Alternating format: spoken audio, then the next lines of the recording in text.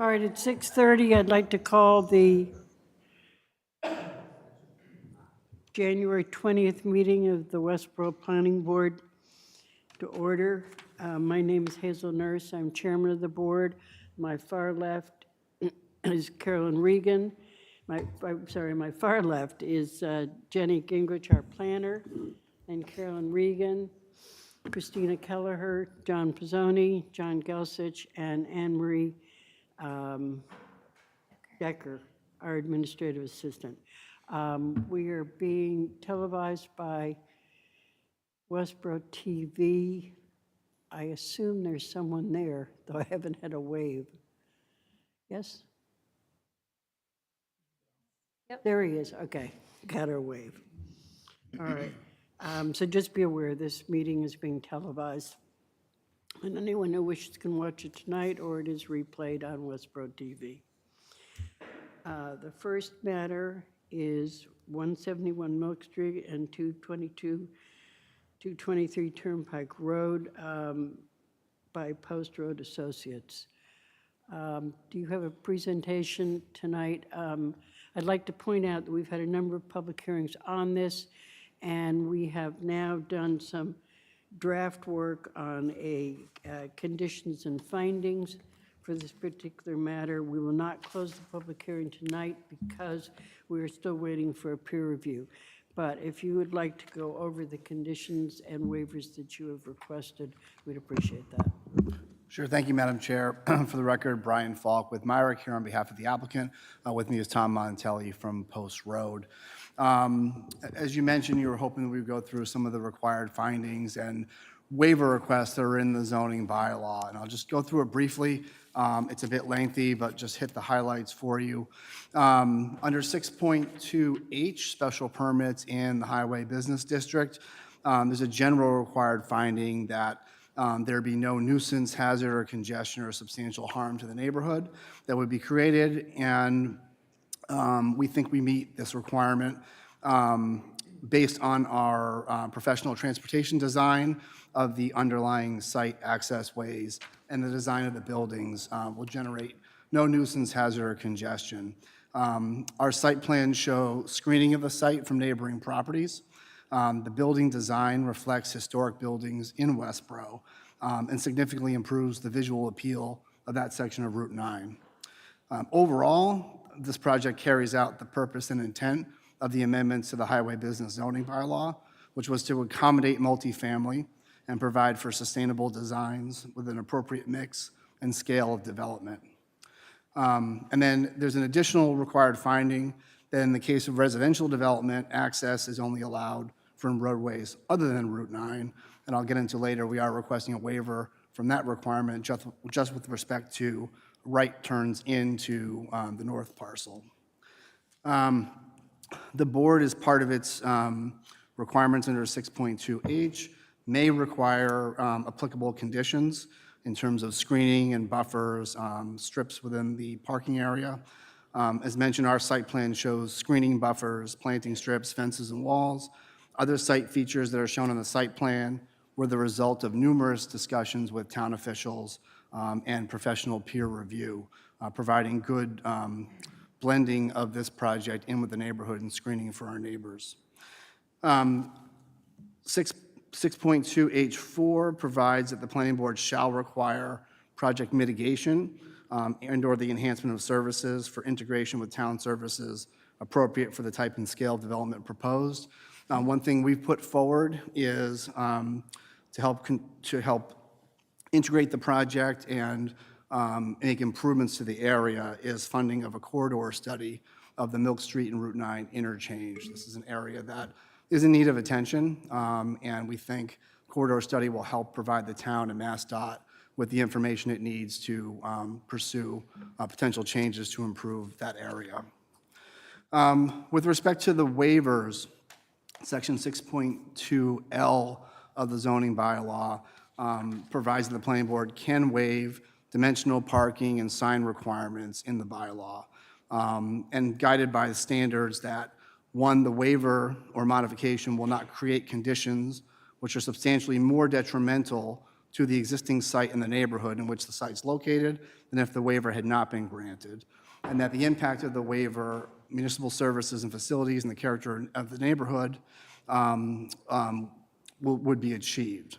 And so there are performance standards for the waivers, Section 6.2L2A through G, with a number of factors the board can consider when granting a waiver in terms of whether these standards are achieved with the waiver. So our waivers, we have a couple of them. The first is building height, 5 stories instead of 4. That applies to both the north parcel and the south parcel. In addition to enhancing the project's feasibility, our waiver for 5 stories allows for the 30% open space that we're providing on the property, and sufficient room for the landscape strips, the landscape parking areas. Those areas would be negatively impacted by a larger builder footprint, which would be required with 1 floor less. And so performance standards A and B are met with that waiver. A being landscape buffer strips create a clear visual separation between the developed areas and adjacent residential streets. And B, that landscape parking areas and landscaped areas adjacent to buildings to provide shade and visual relief from large expanses of impervious surfaces. So with the additional building height, that waiver, we accomplished performance standards 2A and B. Another waiver looking for is the minimum open space. It's required at 60%. North parcel will be 32.8%, south parcel 31%. And this is allowed through the point system that's provided in Section 6.2K. So we meet through the design features of the project, through that point system, we are eligible to have as low as a 30% open space. We're slightly higher than that.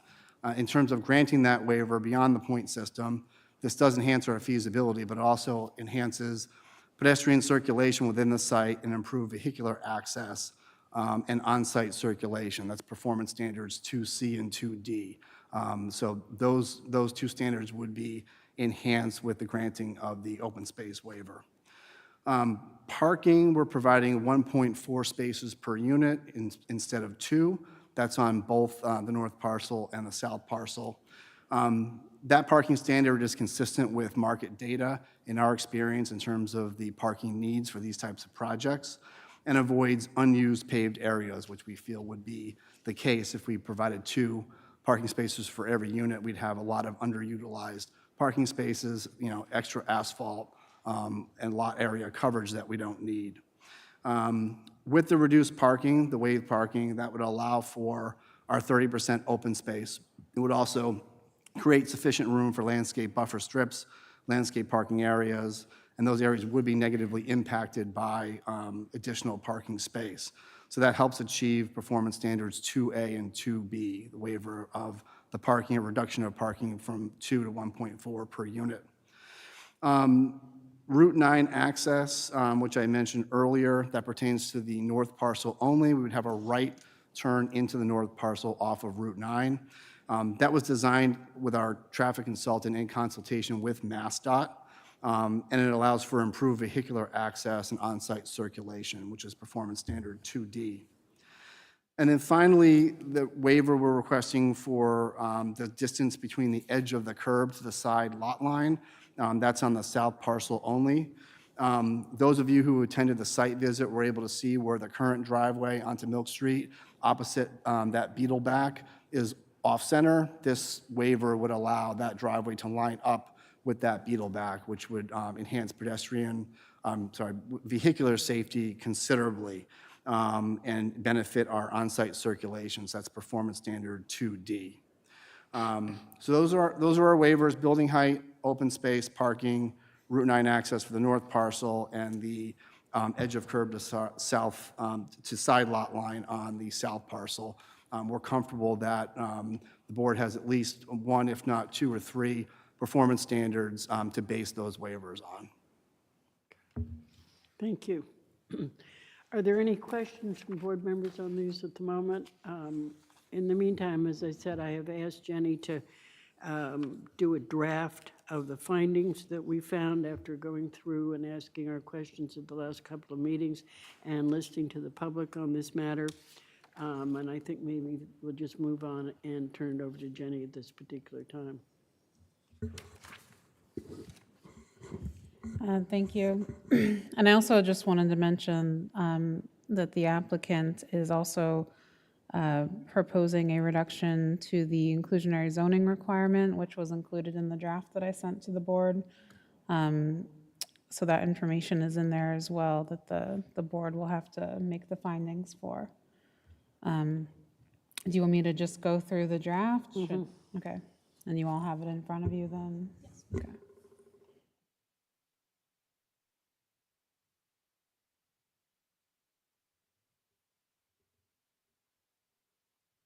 Okay. I'm going to go through the findings first before the waivers. Okay, so the first finding is the proposed use is in harmony with the general purposes and intent of the zoning bylaw. Are you on north or south? That's good. South. Okay.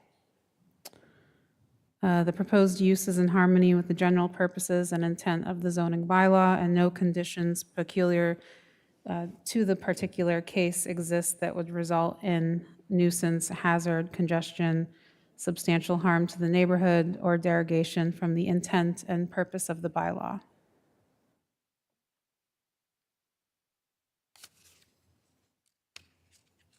Would you like me to read what I drafted? Yeah. The board finds that the proposed development advances the purposes and intent of the zoning bylaw and the highway business district by promoting redevelopment of an underutilized commercial corridor, supporting housing diversity, and encouraging compact, well-designed development served by existing infrastructure. The board further finds that there is no evidence of conditions peculiar to this site as compared to other similarly situated properties in the district that would result in impacts substantially different from those associated with other permitted uses. Accordingly, the board finds that the special permit may be granted without substantial detriment to the neighborhood or derogation from the intent and purpose of the bylaw. Discuss that.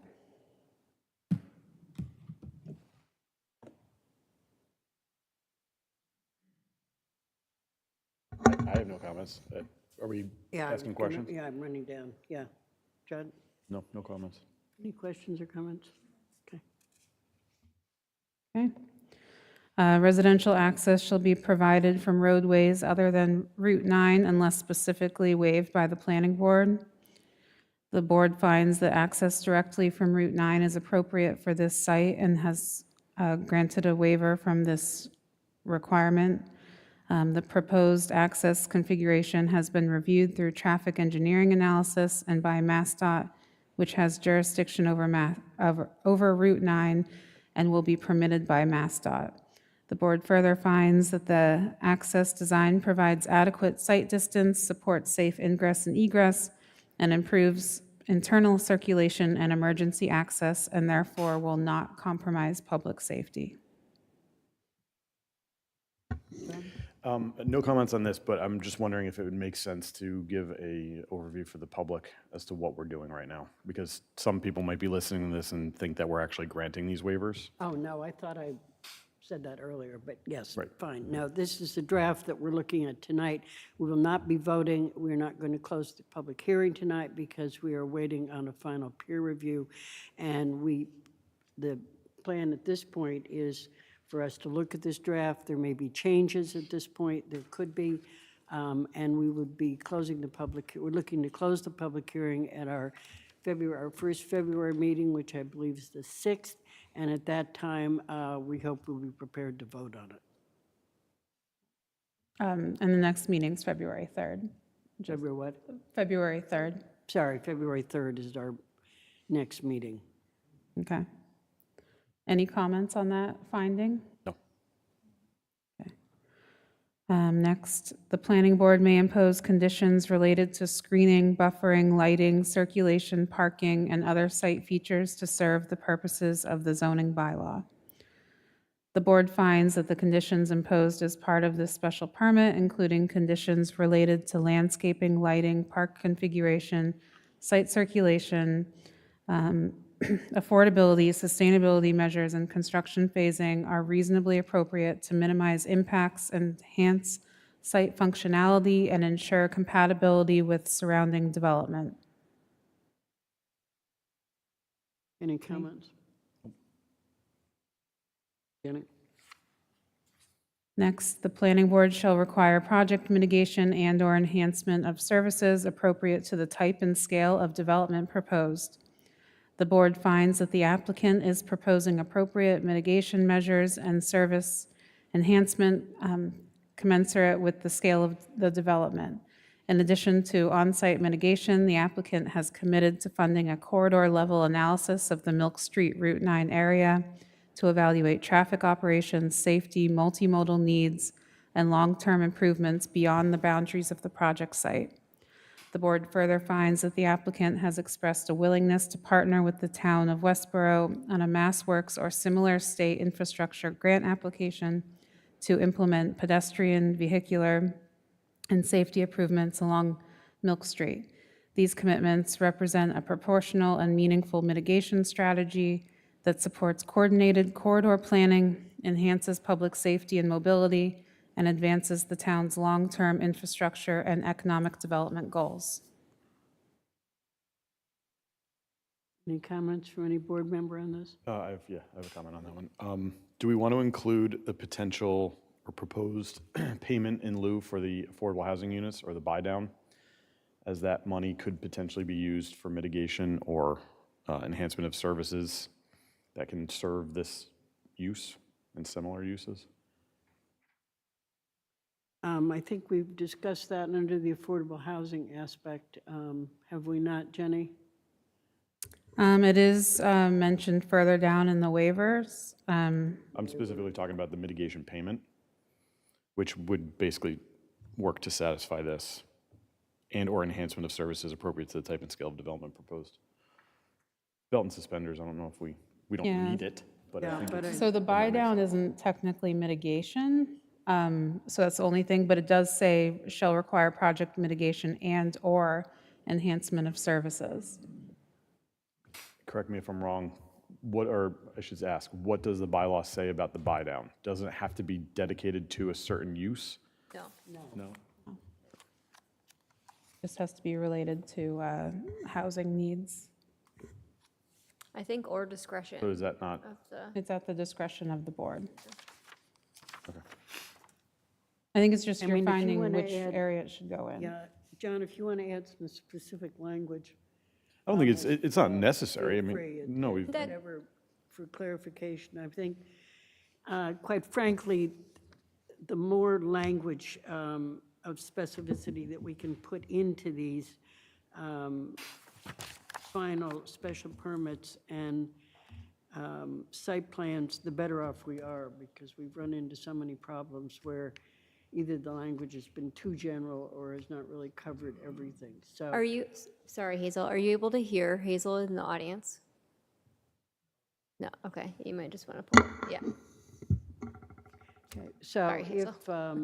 if, if you'd wish to add some language, you can certainly send it off to Jenny on this, because I think the specificity makes a big difference. Would that, though, go in with the variances The waivers. or the waivers? Yes. Waivers. Would Yeah, I that, do mention it later on, so maybe we can Does- get to that and then you can think I'm not about saying haven't it it. gotten shouldn't be there. I'm just saying, do we also want to include it here? Because Oh, sure. that payment could potentially be an enhancement of services. And I know that the payment itself is not mitigation, but I thought there was something in the bylaws that required it to be used for something that serves Yeah, that No, type of it's- use. we But if can it's not, certainly look at that's More fine. general, but yeah. as I said, take a look at it. I mean, generally, since this is a draft we're working with, if there's any language which someone wishes to add to the particular conditions or findings on this, please feel free to give it to Jenny, since we're still working with the draft on this. Okay. Okay, next, project design will be compatible with the character of the surrounding area and advance the intent of the BA district, which is the Highway Business District. The board finds that the project's height, massing, and architectural design are consistent with the scale and character of existing development along the Route 9 corridor. The compact building footprint and integrated site design reduce land disturbance, preserve functional open space, and advance the intent of the BA district to encourage well-designed, efficient redevelopment of underutilized commercial sites. Any comments from board members on this? Okay. All right. Jenny, next. Projects should incorporate sustainable design, environmental protection, stormwater management, and energy-efficient practices wherever practicable. The board finds that the project incorporates best practices in sustainability and environmental design, including energy-efficient building systems, all-electric construction, enhanced stormwater management, meeting or exceeding state and local standards, EV-ready parking, bicycle facilities, green roof elements, and LEED certifiable design. These features support the objectives of the zoning bylaw and mitigate impacts associated with reduced open space through enhanced environmental performance. John, I know you had some questions originally about screening. Will this cover that? And I believe well, yes, there has been an updated plan that was just uploaded today, which did add some additional Yeah, screening. I took a look at that. Okay. I have that on my screen. They definitely beefed up the landscaping along Route 9. It looks like they may have taken some trees from elsewhere on the site. I don't know if that's just a even number trade, but we can talk about that a little bit more. Okay. I'm sorry, I'm just reading this and I'm wondering if we change the wording to enhanced stormwater management infrastructure to meet or exceed state and local standards. Which subparagraph are you on? F, the finding, in the Word document, it's the third line down after the standard. So third line down of the response. Can you repeat what you? Enhance stormwater management infrastructure that meets or exceeds state and local standards.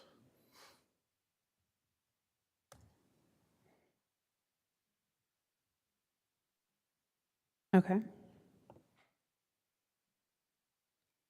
Anything else? Next, the proposed use shall be in harmony with the general purposes and intent of the zoning bylaw. The board finds that the project advances the purposes of the zoning bylaw by promoting housing diversity, encouraging redevelopment in a serviced corridor, minimizing impacts on surrounding neighborhoods, and contributing to the town's long-term fiscal and infrastructure planning goals.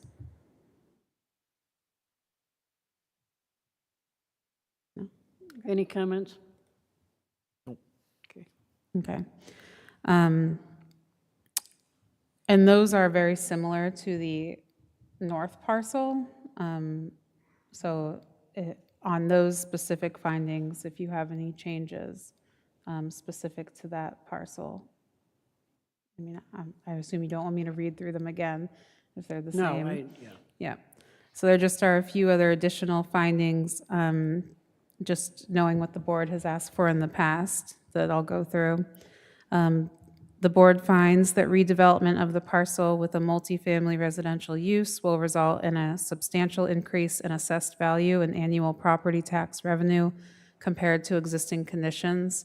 The board further finds that the project will generate ongoing net fiscal benefits to the town by leveraging existing infrastructure and services while contributing to the local tax base in a manner consistent with the Highway Business District's intent to encourage reinvestment and redevelopment along the Route 9 corridor.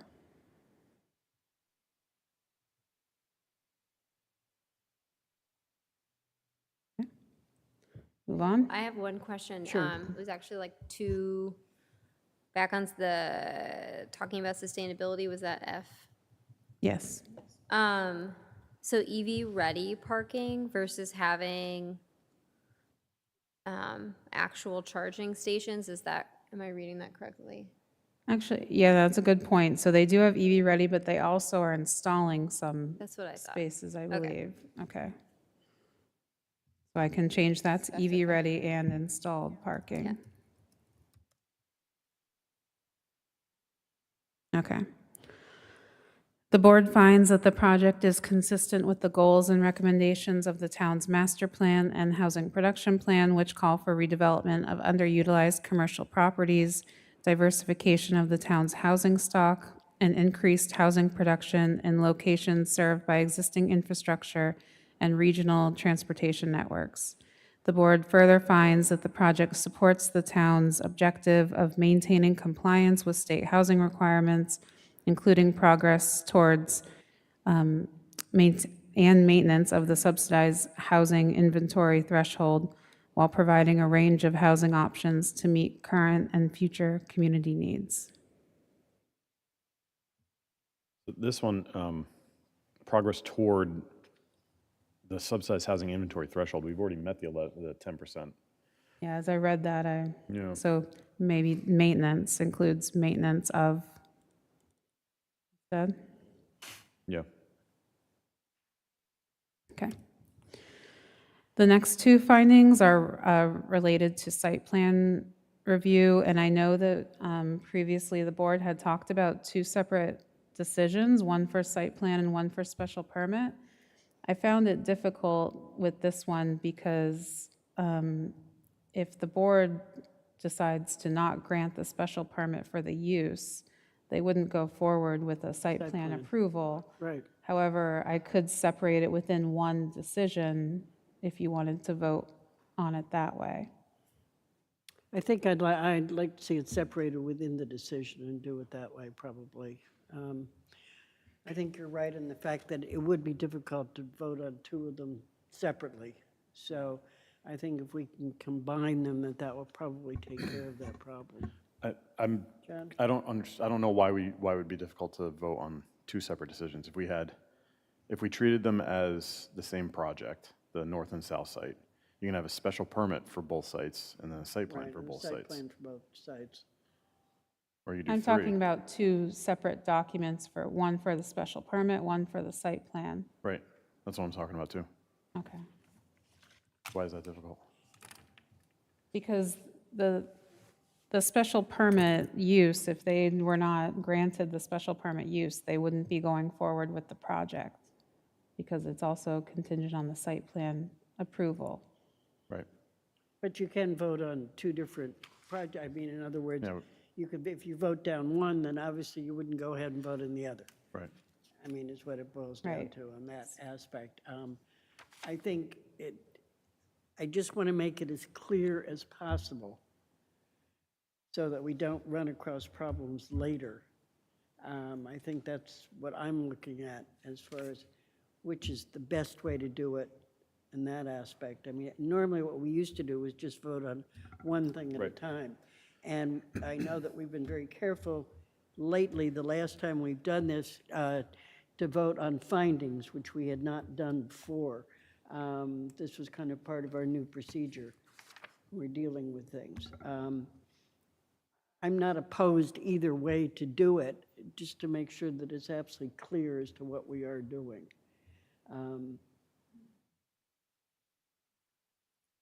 I We're guess, not- yeah. Go ahead. I guess your options are, I could draft two separate decisions for each application, one for a site plan approval, one for a special permit. It would include a lot of the same, at least general findings. And it would not include the same waiver requests.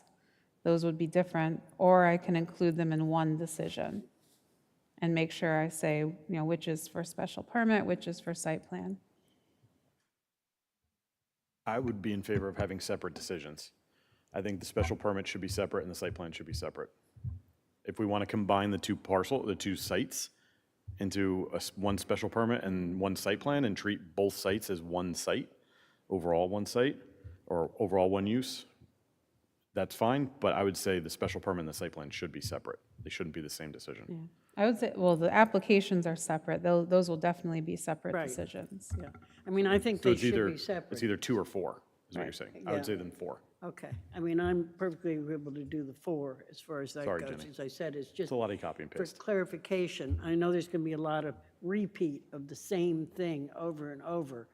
But at the same time, it probably, in the long run, will be easier if they are separated. So I would go along with John on his request at that particular thing. I'm sorry it's more work, but at the same time, Okay. I think it probably is Yeah, I better just for wanted to make sure that, clarification and things, yeah. yeah, I was clear on what you wanted me to do. All right. But the substance of what I'm reading now will not change. It will just Correct. mean, It'll just be distributed between the decisions. right. Yes. So the site plan review findings, oh, I'm sorry. I was just gonna say, can you clarify which additional comments we're still waiting for? We're waiting for the peer review comments, which were really pertaining to stormwater mostly. Okay. Yeah, the one thing we're waiting. And aren't we waiting for something else on the traffic? Or no? No. Okay. No. Do you have any comment on discussion on which way we go on this as far as our final decisions?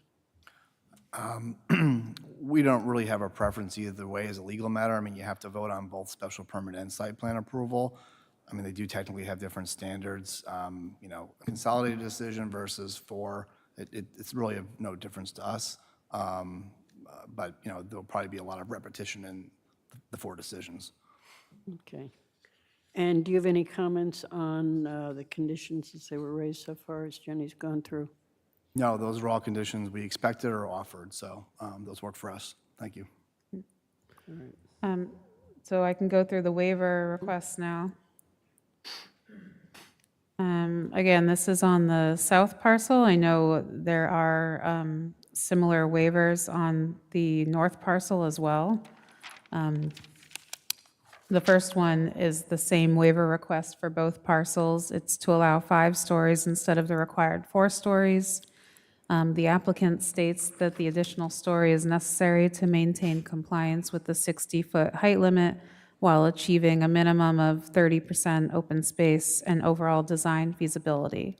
The applicant further attests that the waiver supports financial feasibility and is consistent with surrounding development context, citing nearby multifamily developments of greater height.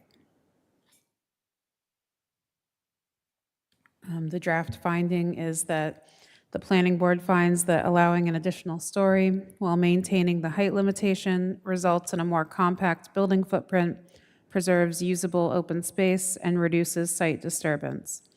The board further finds that the building massing and architectural treatment mitigate visual impacts and are compatible with the surrounding corridor character. The waiver will not result in impacts substantially more detrimental than a compliant 4-story building. Are there any comments on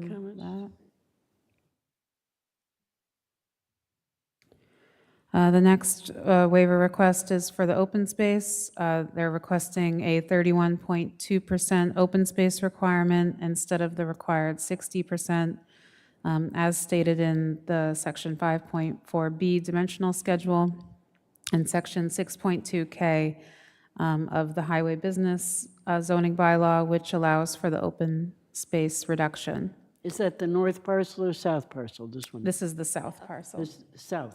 Yes. I think that the percentage is the same on both, like, or in both documents, so, but aren't they slightly different? Yeah, the south should be 31.2%. Yeah, they are, So they were that slightly might be different. incorrect on your copy, but it's 31.2%. So the applicant requests an open space reduction pursuant to section 6.2K of the zoning bylaw and has submitted a detailed open space reduction support documentation demonstrating compliance with the planning board's sustainable design guidelines. The applicant asserts that the project achieves the intent of the open space requirement through enhanced sustainability, environmental performance, and site design measures rather than through passive land area alone. The planning board finds that the project qualifies for an open space reduction pursuant to section 6.2K based on its demonstrated incorporation of sustainable design features and performance measures. The board finds that the applicant's submission documents the accumulation of sustainability points well in excess of the minimum threshold required to support an open space reduction. Specifically, the planning board finds that the project demonstrates compliance with the planning board's sustainable design guidelines through a comprehensive suite of features, including but not limited to energy-efficient building systems exceeding the Massachusetts Energy Code, air source heat pumps, high albedo roofing materials, full LED lighting with occupancy sensors, centralized energy management software, enhanced stormwater management systems, meeting all 9 Mass DEP stormwater standards, green roof installation, EV parking ready and installed charging stations, low VOC materials, resident composting, and smart thermostats. Excuse me. The planning board further finds that the project's sustainable features collectively achieve or exceed the point total required for an open space reduction under section 6.2K and are supported by a LEED silver equivalent certification analysis. So this, just to clarify, this isn't LEED certified. They're not planning on that. It's certifiable. Prepared by a LEED accredited professional. The board finds that these measures provide tangible environmental, operational, and community benefits that meet the objectives of the open space regulations, including reduced impervious impacts, improved stormwater performance, lower energy consumption, and enhanced site design quality. The planning board further finds that the proposed open space, although reduced in percentage, is functional, intentionally designed, and integrated throughout the site, and that the project's compact building footprint reduces land disturbance while preserving meaningful landscaped and amenity areas. Granting the waiver will not result in conditions substantially more detrimental to the site or surrounding neighborhood than would result from strict compliance with the dimensional open space requirement. I have a question, Hazel. Sure. I don't remember the discussion of the green roof elements in the earlier, I don't think we talked about it as a board. Correct me if I'm wrong. Yeah, I don't recall that either. Do you mind just clarifying what that is, or what the elements are? Sure. I'm happy to pull up, I think we discussed the document last time that went through the point system. Yes. And that was a document that's... You don't have to pull it up. Okay. Yeah, that's So fine. that was the document that outlined the bylaws' prescriptive measures Yeah. for obtaining the points. Yeah. I believe there are roughly a dozen outlined potential measures that qualify for points. I think the bylaws also allow for like-kind measures that Jenny, I think, also just mentioned that the board could consider as qualifying for points as well, something like a smart thermostat or a centralized energy management Right. software system. Those are items that aren't listed that could be considered for points. The green roof was one of the outlined 12, let's call them, and I believe there were 3 different categories within that green roof that had different points associated with each, let's say, subcategory, green roof A, B, and C. Right. And I think the differences between A, B, and C was sort of the, let's call it, depth of the substrate of the green roof Right. soil. And we have, I think, let's call it A, in both buildings on the roofs. A few thousand feet, I think, on both buildings, on the roofs near the sort of resident programmed area of the roof decks. Okay, great. Yeah, I just didn't recall. I didn't remember that from the presentation. Thank you. I have a comment just generally. Do we need to have Jenny read through the actual findings, or can we just go through the waivers and the justification? I think we can go just through the waivers and the justification. I was going to shorten it also. Yeah. I appreciate it. Thanks, John. Okay, Jenny. Okay. Request for a parking ratio of 1.4 spaces per dwelling unit instead of the required 2, as stated in section 6.2L and section 8.1. The applicant cites empirical parking data from comparable multifamily developments, including previously approved projects in Westborough, as well as the proposed unit mix and transportation demand management measures such as bicycle storage, ride-sharing spaces, and via WRTA accommodations. Any comments? Okay, next. Request to allow access from Route 9 as stated in Section 6.2H2. The applicant requests a waiver to allow site access directly from Route 9. The applicant asserts that the proposed access configuration improves internal circulation, vehicle maneuverability, and overall site safety, and has been designed in coordination with traffic engineering analysis. The proposed access has been reviewed by MassDOT and will be subject to MassDOT permitting and approval. Do we want to say something in here? The applicant asserts and the town's or town's traffic consultant, well, we didn't have a traffic review. I'm just saying, Traffic analysis. yeah. Because I'm wondering it was MassDOT. how do we say that differently? The applicant asserts. And we have any evidence of it being backed up by anybody else, or is it just the assertion of the applicant? MassDOT has reviewed it as well. And have accepted, have concurred? They wouldn't have issued a permit until the planning board, but they have asked for the applicant to modify the site design based on some comments. So is The traffic engineer, I believe, provided additional information on that at the last meeting. I'm just trying to figure out a way to say, instead of just going off of the applicant asserts, and that's our justification, if there's anything on the town side that also concurs with that assertion. Does that make sense? So if we have something like that, or if MassDOT has said, yes, this is appropriate. I can reach out to our District 3 representatives separately, and, I mean, If they've staff issued has the- gone through the Yeah, analysis as well. if MassDOT's fine with it, we can just word it to say that MassDOT Approves. concurs with these assertions that it does improve site maneuverability and Yeah, overall site you know, safety. the comment on this? Sure, Yeah. Chair and board members, for the record, Robert Michaud of MDM Transportation Consultants. Right. So we've conducted a virtual consultation with Mass DOT District 3 that involved their projects engineer, their traffic engineer, the permits engineer. We reviewed the volume and operational conditions that are being proposed, originally anticipating a right-in, right-out driveway on Route 9. They took that under advisement and then responded to us and indicating they're allowing an access and enter-only driveway for concern of exiting vehicles and the weaving condition that might create on Route 9. So they are comfortable and are supporting the access into the site, also recognizing that it provides a secondary means of emergency access into the property that would otherwise not exist. So you correctly point out, though, that there is an access permit process that will be subsequent to the local Right. approval. So perhaps the condition could reference consultation with Mass DOT and an expectation and requirement to secure permitting through the highway access permit process. That would probably be an appropriate way of That's fine. documenting it.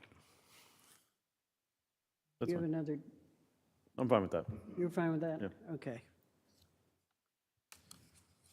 I mean, I know at this point, we can't suddenly say, yes, MassDOT has approved this, because they have Right. not And- approved it, and will not approve it till we've approved the site plan, and they've been back to again with the site plan, then we can get you can get the final approval, so you can't get that, take it step by step. And this is also the justification, not the findings from the Right. board. So the findings from the board do say more to that. So I'm fine with that. I have another question as it relates to this. So we're not doing the peer review on the traffic because it's MassDOT, right? Because it's Route 9. But what about, is it the same for Milk Street? MassDOT has jurisdiction over both, but the justification for not requiring the peer review of the traffic was because we would be asking them to do a corridor study, which would also cover any concerns and traffic issues and things like that. And there's the potential for that whole corridor to change. Right. I guess, given like concerns from the town, from the people in the town, is largely about traffic, maybe among other things. I think it makes me think if there's anything we could do on that front to help kind of with, Well, like, the whole point of the corridor study, which is what they are willing Right.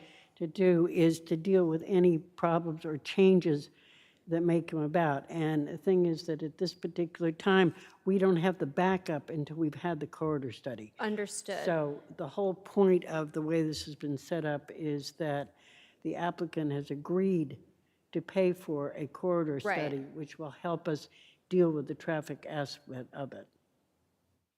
Yes, but so I understand that piece. My understanding though is that would be like years. Right, it would, the property would need to be complete, right, to do the study. No, the corridor study will be done, Jenny, do they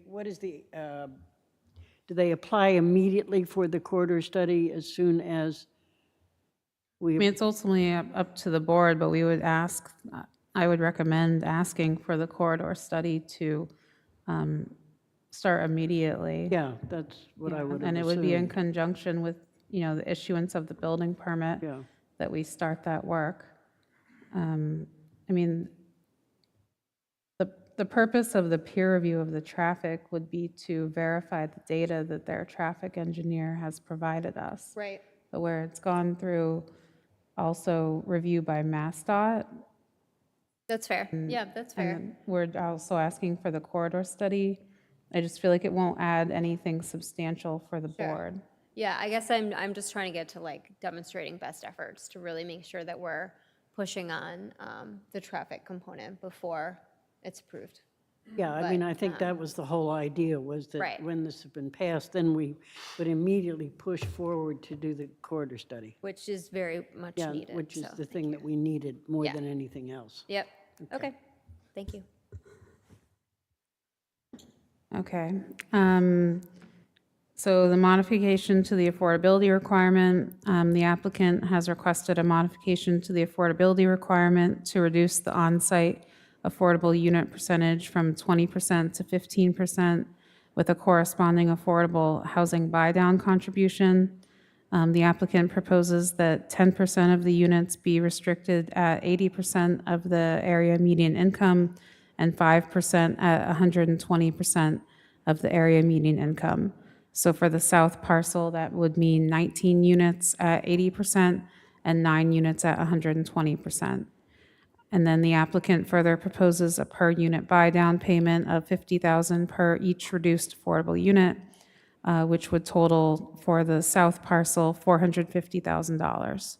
And that would be paid at the time of the issuance of the building permit. And then the north parcel is the same breakdown, but it would be 21 units at 80% AMI and 10 units at 120% AMI, with the buy down of 50,000 per unit, totaling 500,000. And again, to be paid at the time of issuance of the building permit. So a total of $950,000. Any comments? All right, next, Jenny. Sorry, Hazel, Oh, one. Sure. Was this the proposal that you guys had provided previously to the Affordable Housing Trust? Yes, that's correct. The original one? Okay. Well, not the original. It was the our- negotiated. Our second negotiated one, yes. Okay. Yes. Our latest. Thank you. And then the last waiver is pertaining to the site plan review. So in the planning board site plan review design standards for developments, there's a requirement that sidewalks be provided along the entire frontage of the subject property, along existing public ways, the planning board may approve alternative provisions or waive the requirements of this standard in situations where sidewalk construction or use is not feasible or practical. So on this one, we've discussed the corridor analysis and partnering up with a Mass Works grant. So we find that it's not feasible to have them put in a sidewalk now when that corridor could be changing, depending on what the study finds. Any comments from any board members on that? Okay. Thank you, Jenny. Any comments from the applicant on these? No, ma'am. I actually have a question on the, I agree, like to put in sidewalks and then maybe have to like tear them up. Is there anything, and I didn't have a chance to review this since you sent it before the meeting, but is there anything we would want to say to then like subsequently add? Put sidewalks in? Add instead of sidewalks, you mean? Once the corridor study is Yeah. complete. Yeah. So maybe, just talking through it, so we have the corridor study and then partnership on a Mass Works grant, which I can see looking like potentially doing a sidewalk or shared use path down Milk Street to downtown. Okay. Or a sidewalk or shared use path on the other side to Yep. Oak Street. If we don't get the grant or something like that, we can look at adding to that condition. I'm not sure. Yeah, I guess I'm just trying to, again, like, with the number of waivers, right, in here, I'm just trying to make sure that from a, like, long-term aspect of, like, John, you had talked a lot about, like, what's the connectivity to the town? I agree, since there's alignment that these intersections need reviewing, right, which would come, Well, that still hinges all on the corridor study. I mean, that's. that's what I'm, I guess that's what the I'm whole saying. point. Yeah, that's what So I'm that we saying. can't specify, I don't think, any more than what we have at this particular time because of the corridor study, but I think that's going to show us, and obviously, that is going to be the basis of any changes that we wish to make, or money which we would look for to make change, for things like sidewalks, if Right. they were even feasible.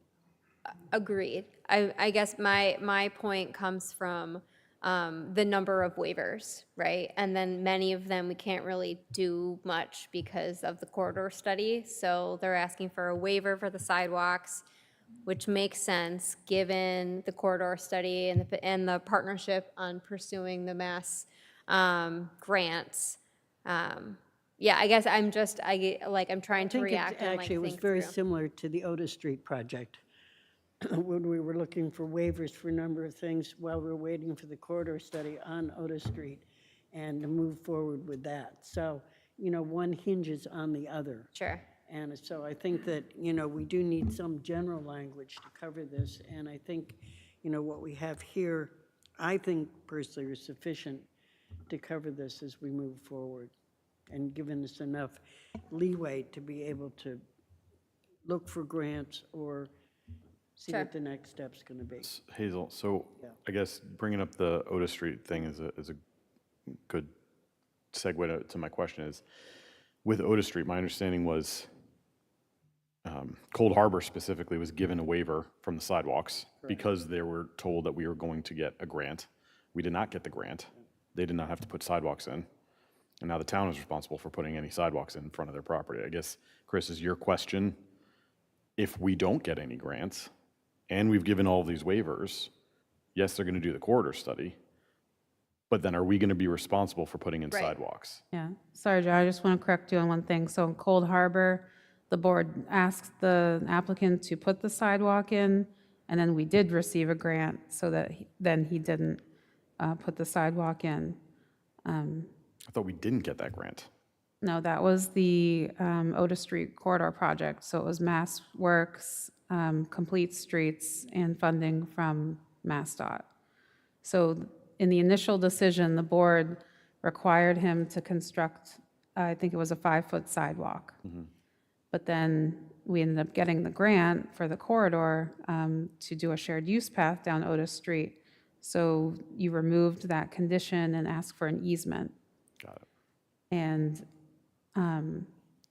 then the board did ask for some funding in lieu of the sidewalk as well, which was a All right, smaller then that amount. was my misunderstanding. All right. Anyway, I guess similar situation. We go for the funding, we don't get it, and now is the town going to be responsible for sidewalks? I guess, is that what That's you're the, getting at? yes, yes. So like if we don't get it, there's a lot of contingencies and there are a lot of requests for But I don't think we waivers. can cover that here is the problem, I mean, as far as I can see. I think that, we're using our best efforts to move forward with this. This is. All right. If there are no more questions on this or comments, if board members have any additions they wish to make to this, please get in touch with Jenny between now and the next meeting. We are still on a public hearing at this time. I will open this up to any comments from the public. I will note that we did have some correspondence from a couple of town residents, which are part of the record. If anyone wishes to see them, they are listed on Permit Pro, as are all the correspondence which we receive. I would just like to make a couple of comments myself on this application, one being the agreement by the applicant to fund the corridor study, which I think is of a real benefit to our community, particularly since that particular intersection has been such a problem for everyone. Secondly, I'd like to point out that they had, there may be some money available from the applicant for the construction of the new firehouse. I think, I don't know whether everyone knows, but we have received, as of last week, an agreement from the state of Massachusetts for a plot of land at the intersection of 495 and Route 9 to construct a satellite fire station. And some of the money which we would be receiving from this project could go towards the design of this new fire station. I think that this is going to make a huge difference to our community, having a fire station at the intersection of 495 and 9, because one of the things it's going to do is to alleviate the traffic flow of the fire equipment and the EMTs through the center of town and the Rotary. It also will allow service for this project and perhaps any other projects at that end of town near 495 to be served by the new fire station. And I think everyone needs to be aware that this would be of great benefit to the community at this particular time. So those are just my general comments, and I don't know if there are any other comments from board members. If not, I will open this up. I just have a quick question, and you may have told me this already, Jenny. The corridor study is being funded or performed by the applicant? They're offering to do the corridor study. They would perform the corridor study, not fund it. Yes, that's what Because they're we have in proposing. these findings that they are funding the corridor study. And to me, that means they're going to give us money for us to then go find the consultant. Okay, I do the work. I can change that wording. Good catch, John. All right, any other comments? All right, I'd like to open this up for public comment from anybody in the community. And if you would please state your name and please keep it to 2 minutes. We are timing you and we'll give you a little warning before the end. Don't think that's working.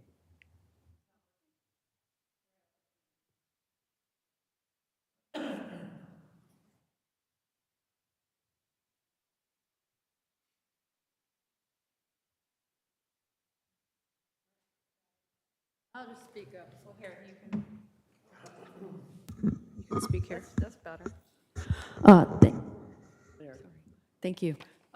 I'm here from the Active Transportation Safety Committee. My name is Ellen Google. I live at 84 Fisher Street. I chair that committee. I know you received this letter and you made some references to it last week, but I wanted to come and highlight a couple of the points that we thought were important. You were actually just talking about the sidewalks, and we felt that the sidewalks should be there before residents move in because there's no way to walk or bike anywhere. These residents won't have any way to get anywhere other than by a car.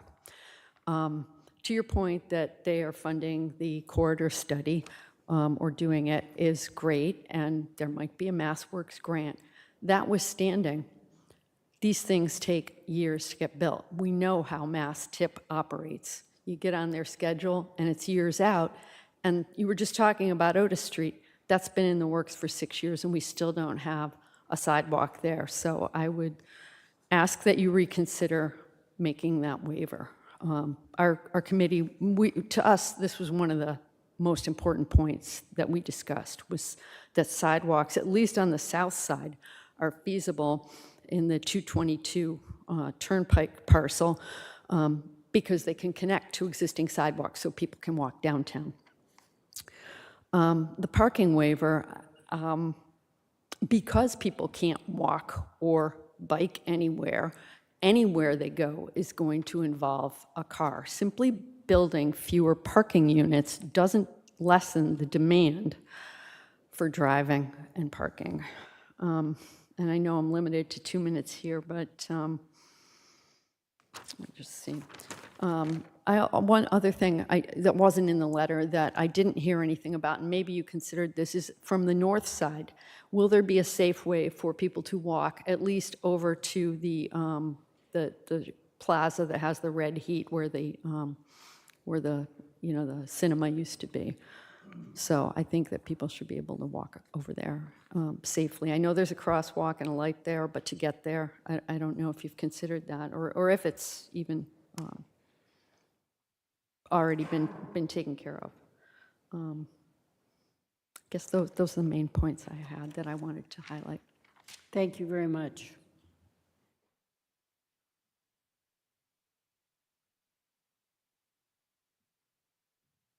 Hi there. My name's Lara Crawford. I'm the Economic Development Coordinator for the town of Westborough. I would like to stand up in support of this project. I think the site is uniquely well situated to support the type of housing that our community needs. Its proximity to a wide range of walkable businesses on Oak Street, North Street, and it's only about 1.5 mile bike ride to downtown, makes it an ideal location for residents to meet daily needs without relying on a car so much. In addition, the project site sits along a direct and short bike route to downtown, as I was saying. It's also right next to the Ocean State job lot with lots of shopping and restaurants. This continues to further strengthen connections to jobs, services, restaurants, and community life. I believe that this can serve as a gateway location, encouraging walkability, reducing traffic impacts, and support also the local businesses in town. It advances smart growth, it supports our local economy, and expands housing opportunities in a location that I believe makes sense for a lot of the businesses, ones especially along Mass Tech Collaborative. Those are high-tech engineering kinds of jobs, advanced manufacturing. I would like to see additional jobs up there as well, but we're still working on that. But I think that this project does provide for residents to move in and be able to be close to jobs. So for these reasons, I respectfully ask that the board approve this project. Thank you. Thank you. I just want to make one other comment that I had meant to add to my comments about this particular project. This is a rental project. The typical rents, my understanding, are a year to 18 months. Is that correct? The duration of a lease? Yeah, correct. duration of the leases. So the comments that we've had about an increase in the school population,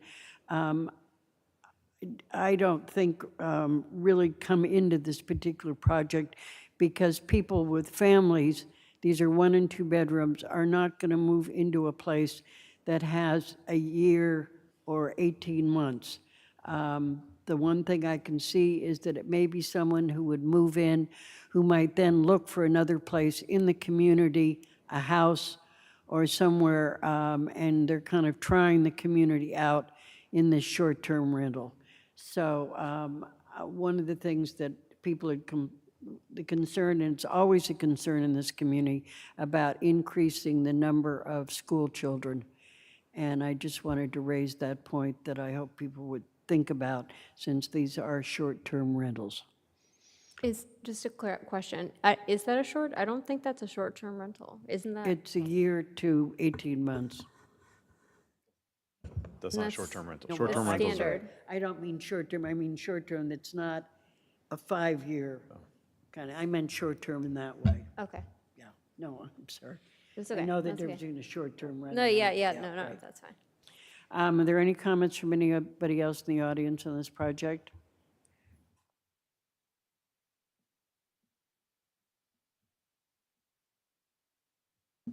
Good evening, Kevin Barry, 8 Indian Pond Road. Comment was just made, and it's been made throughout, about accessibility, walkability, bikeability. The north parcel, they can't even get to West Meadow Plaza without driving there. Whether corridor study's got to be done, connectivity down the road, there is no physical way that happens. So that's not a true statement as far as that goes. So just want to make that clear. Thanks. Thank you. Any other comments from anyone in the audience? Hazel, that, just to echo on that, it goes the same for this, the south parcel as well. So if we were to ask the applicant to put up sidewalks, the sidewalks would lead to nowhere. I just have a question. My name is Dale Ciavatti, 1406 Peters Farm. Could you bring the microphone down and introduce yourself? My name is Dale Ciavatti from 1406 Peters Farm Way, and I have a question about the size of the units that are being proposed, most specifically the 2-bedroom units. What's the proposed square footage? Specific to 2 bedrooms, or in general, the average size of the units? Specific to the 2-bedroom units.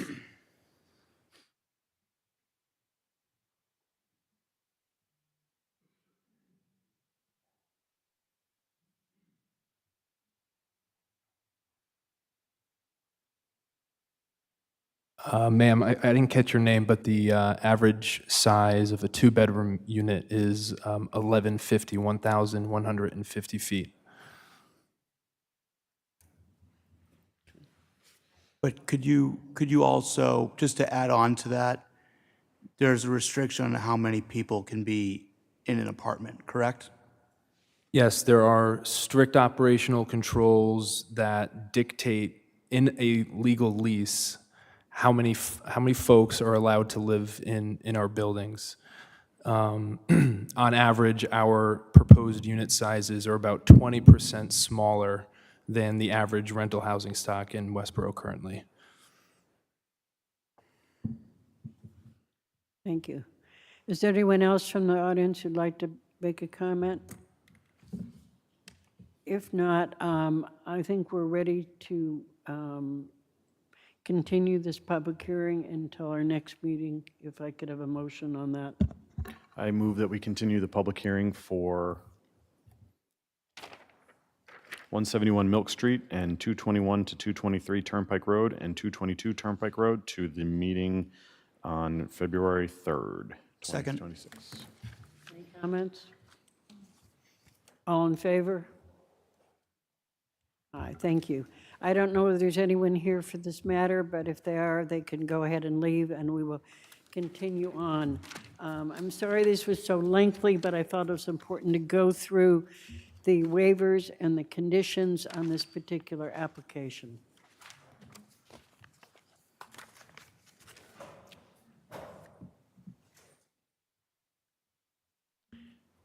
The next matter on our agenda is a request for a continuance on an application for a definitive subdivision, application at 50 Flanders Road.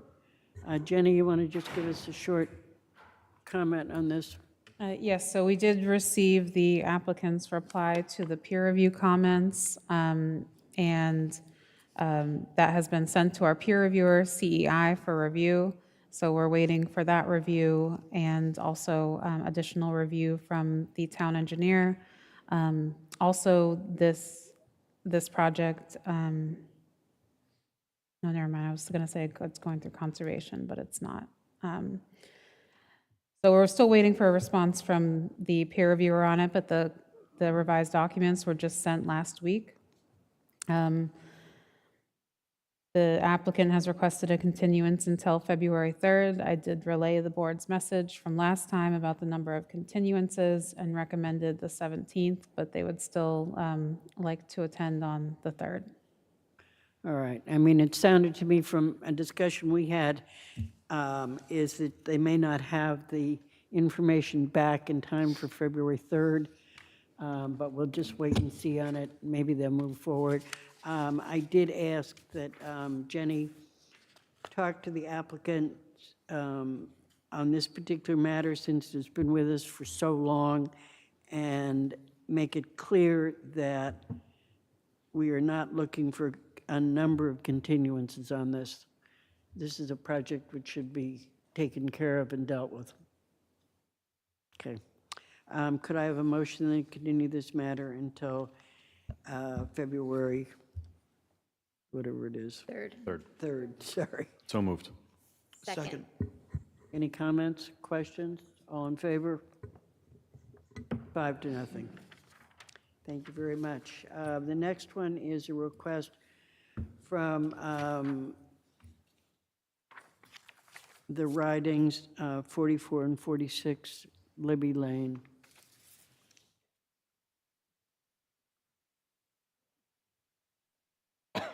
This is somewhat of an unusual situation, is that there were two requests, one for a front yard setback revision and a second one that had to do with a side yard. And the side yard requires a variance. The front yard does not. And for some reason, they went to the Zoning Board of Appeals to ask for the variance on the side yard. The Zoning Board of Appeals sent it back to us for some reason to ask for our opinion on that. As far as the front yard, they did not need a variance, so that had nothing to do with the ZBA. All I can determine is that the ZBA is looking for an opinion from us as the planning board on the reduction in the side yard variance. We cannot make a decision because it requires a variance. So if you could explain to us why you're asking for the variance so that we can then talk about it, and also reasons behind the decrease in the front yard setback by a third, which I think, quite frankly, myself, is not a minor, but a major change in the plan, since it's a third change in the setbacks. But go ahead and make it. Well, the reasoning behind it would be because of the, I'm Kyle McRae. The reasoning behind it would be the unique characteristics of both of the lots. They are in a cul-de-sac and they have a steep slope in the backyard, and it kind of restricts where we can place a house that matches the characteristics So of the when you neighborhood. bought the property, it's been there like that all the way along. What was that? The property's been, I mean, when you bought the property, the problems with the steepness in the back have always been there. I mean, this is not something new. As far as I can see, it's been there the whole time, and so suddenly you're now coming and asking for a decrease in the front yard setback because of the topography of the property, which you were fully aware of when you designed this subdivision. Yes, Steve Benincasa from the Ridings. The subdivision was designed as an open space subdivision, which we feel greatly benefits the town as far as there's a large parcel of open space that abuts the Libby property. So it works with the charm bracelet also. So we think there's a big benefit to that. And because of that, our lots are required to be a maximum 15,000 square feet, and we have to maintain slopes of the roadway that have to meet the planning board's regulations. So the road is essentially designed according to the regulations of the planning board. We don't have flexibility to design any kind of road we want. So the road, the slope in the back of the property is a function of the topography that exists and the rules and regulations that we have to follow with the planning board. So what does that have to do with a front yard setback requirement? I mean, why do you think you need the front yard setback? For what reason? Because the backyard is so small and the house will be placed on fill, that's why. So it's economic as well as a function of having no backyard at all. And What that's you're why. saying to me is that you want to build a bigger house, so therefore you're looking for a decrease in the front yard setback. No matter what size house we want, we still want to pull the house forward, and we viewed that as a de minimis change, and we thought that that was a reasonable request. Well, I That's think why. it's, yeah, I mean, you've got a conservation subdivision, and that is going to look quite different from the other houses that you have on that subdivision by cutting this front yard setback by a third. And we're only asking on the cul-de-sac because the cul-de-sac is so large that it's I think it's a 80-foot diameter cul-de-sac. It's a large cul-de-sac, and then we have small lots. The lots have to be a maximum 15,000 square feet. So they're small lots. We just finished, like the subdivision coming into this off of Appleseed Drive, those lots are all 1 acre lots. So they're 3 times the size of the lots, and that's why there was never a request on any of the other subdivisions for a requirement of this type. It's because we're on an open space lot, which benefits the town, and because of us having to follow the grades that we're dictated by the rules and regulations of the planning board, we ended up with a steep backyard on 2 lots. So we thought it was de minimis. We own the land on both sides, so no one's being harmed here. We already own the lots on both sides. They're all going to be built in consecutive order so that everyone will know exactly where the houses are, where the lot lines are before they purchase a house. So we don't see how anyone is harmed on this request. Okay, I mean, my other question on this is the fact that on the side lot line, my concern there is the drainage on that, and I don't feel competent really to make a decision on that until I knew what engineering felt as far as the drainage goes. I mean, we've all been out and looked at that, and I think engineering has not made a final decision on how they're going to deal with the drainage on those lots there when we went to discuss it. Yep. So I don't feel that I have any expertise or any information that's going to give me an answer as to the side lot line, because I think that's going to depend or should depend on a representation or information from engineering, not from the planning board.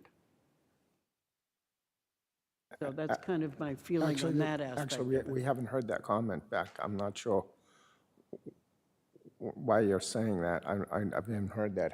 Yeah, I haven't heard any issues about drainage in the back of those lots. Just saying, I've looked at those lots, I know the problems on the side lot there. I'm assuming that the reason that you want the decrease in the side lot line, which you need a variance for, is ordered to build a larger house based on the topography of the particular piece of property. It's a couple feet wider on the side lots, and we'd requested that from the ZBA, and they were wanting to hear your comments to back whether you would support that. So from what I understand, you have the authority to grant the waiver to go closer to the road, and there's, that's what I'm told. Is that not correct? You have the authority to do that? Okay. So you have the authority to grant closer as a de minimis change. The ZBA has the authority to waive the sideline requirements. So they're both completely different requests. And the ZBA, we had a meeting on the 6th, and they continued that because they wanted your feedback, whether you would support that request or not support that request. So from what I understand, if you support that request, they may look favorably upon that. So we're looking for your comments on that, what do you think of that with that? But right now, we're asking to move the house closer to the lot line. No matter what size house we build there, we want that, we will request that modification to the plan because of the slope in the backyard. That's what we're asking for. Are there comments from the board members on this? John? No comments right now. John? I would say I want some more time to think on this one. Agreed. I don't have any comments right now. All right. Then I think it sounds to me like we're not really prepared to make a decision on this at this particular time. Is that correct? Thanks. Are you providing any comments back to the ZBA at this point? I mean, I echo the same comments as Hazel. We've seen the property.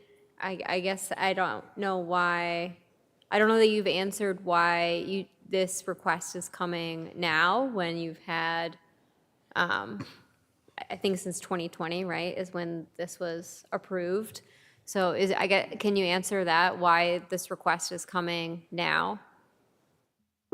Because we started at the entrance of the subdivision on lot 27, and we worked our way right up to that point, to the end of that street there. This lot right now still has not been released, so we still can't even build on that lot. It's not Right. even released yet. So we still are early, even though it's late. It's been the whole process. So we build consecutive houses, and when we went to lay a house on that lot, and we looked at the size of the backyard, it became evidence to us in the field that it's undesirable. Okay. But that wasn't obvious prior Not to really. this? We started looking into now that we've finished up the houses that we've had released, we started looking into putting those designs onto the remaining lots and putting those designs on the lots. We saw that these houses can't really get them to fit reasonably with, the same designs that Sure. we were using in the neighborhood, so. Okay. Thank you. And that's why you need this side yard? Yeah, so regardless, whatever house we do put on that, we would need some sort of front yard relief, just because the houses would be pushed way too close to that slope. Nobody would ever want to live there 10 feet away from a 30-foot drop, so. Right. Fred, did you have a comment?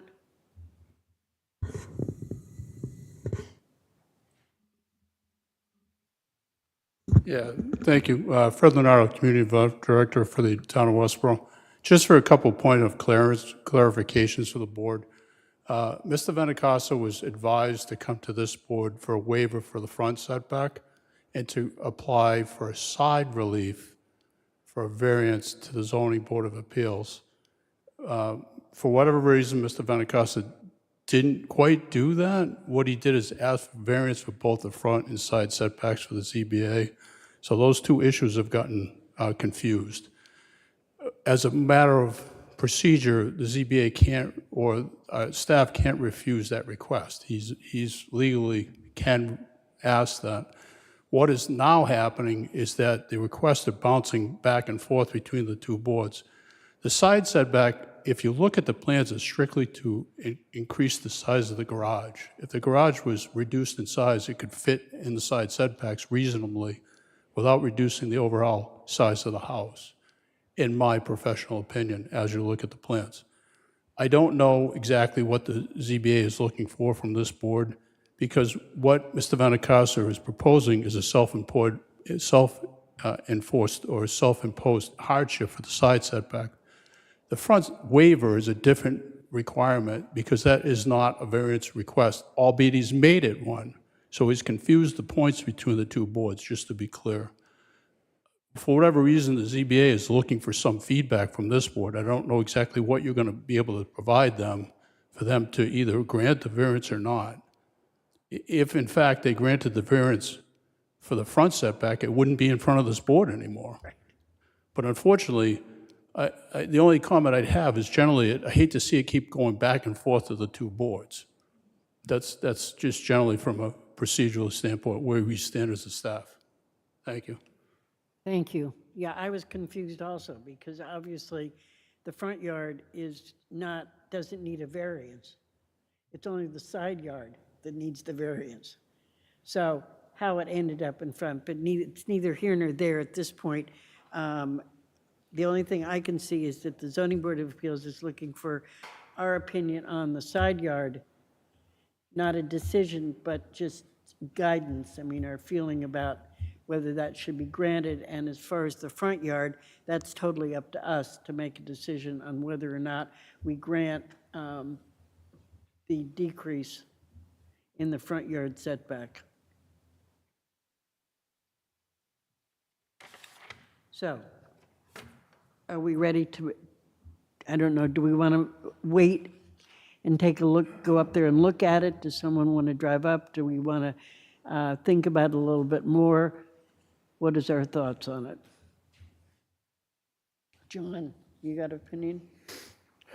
I don't know if we have to have a site visit, but if people can go up there on their own, I think that's fine, yeah.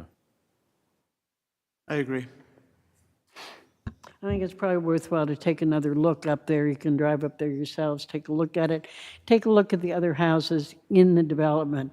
None of them are, 20 feet from the front yard setback. So that's something to think about. I think also one of the reasons when you look at a subdivision plan, you're looking for some conformity among where the houses are placed on lots and what it's going to look like in the long run. So, take a look at the whole subdivision and see what thoughts are on whether how much of a decrease this is. 20 feet's not very far from the front yard. I understand that I know that there's a slope in the back. I know that's a problem. However, that was a problem when they brought the property originally. This didn't suddenly appear out of nowhere. So anyway, I think each person looks at it. So my suggestion is we adjourn this to February and discuss it further at that time.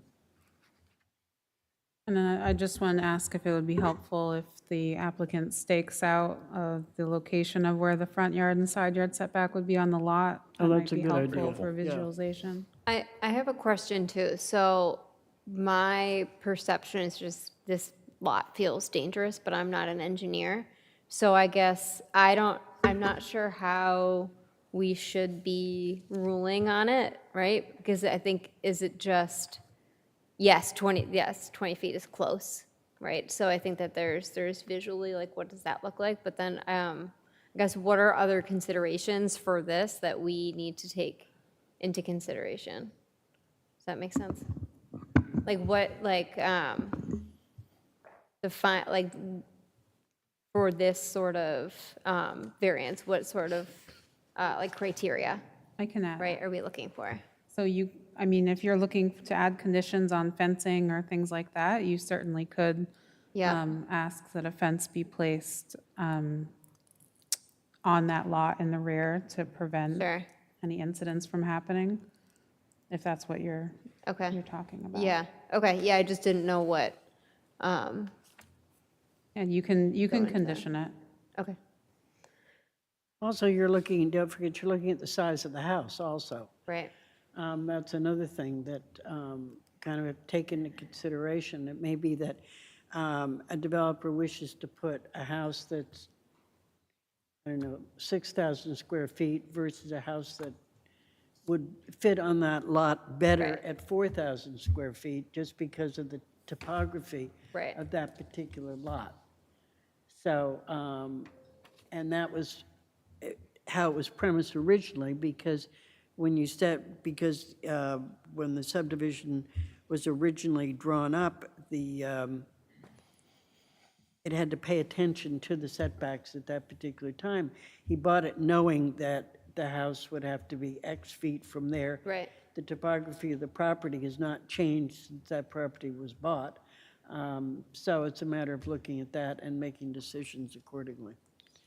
Okay, thank you. Okay, so if I could have a motion, then. to Can I say continue something, this- please? Yes.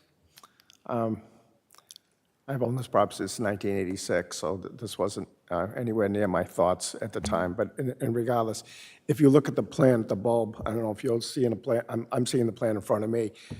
If you look at, that's lot 44 is the one on the bulb, that's the one we're asking to pull the lot forward. If you look at that, if we move that house, and we're asking to move that house 10 feet closer. 10 feet closer. If we move that house 10 feet closer right there, now look at the next lot down, lot 42. Look where the box of that, look where the front setback are. If we move the front line of 44 10 feet forward, it's still going to be considerably further back off the main line of houses going down the road. Do you see what I'm saying? It's because of the cul-de-sac bulb that we're forced to push the house out. And that the size of that bulb or the cul-de-sac is a function of access. It's a function of safety. It's a function of the fire trucks being able to turn around there. So there's good reason for that size of that bulb. But it pushes those lots out further. So if you're looking for consistency, then moving it closer would make it line up with the other houses on the street. The other thing is, that house that we're proposing on 44 is the similar size house that we have on 43. And similar size to the other houses. That house is 3,500 square feet. It's smaller than the houses we built on Appleseed and Nash Street coming in on, and it's the same size as the other houses we built on the street. So we're not looking to put a 6,000 square foot house in there because we know that that would be unreasonable. So what we're asking for, we believe, is a reasonable request, and we ask your consideration for that.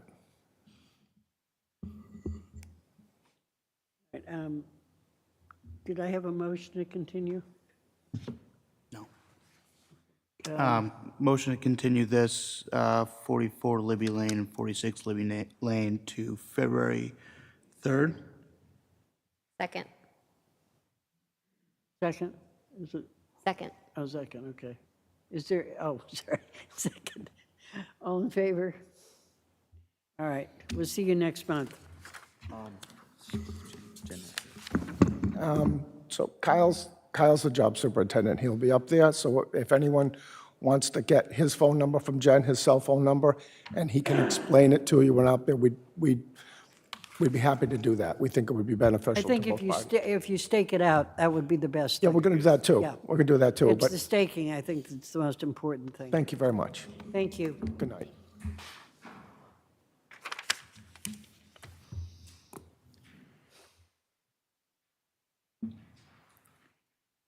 All right, the next matter is Del Webb, Chauncey Lake.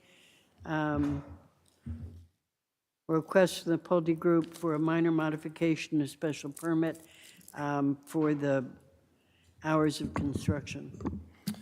Good evening. My name is Matt Hamilton. I work for Pulte Homes. I've been managing the Chauncey Lake subdivision for quite a few years now, since we started. What we're requesting here tonight is our special permit grants us work hours of 7 a.m. through 6 p.m. Monday through Friday, 8 a.m. through 5 p.m. on Saturdays. We're requesting 7 days in the upcoming few buildings that you would allow us to, or grant us permission to work later.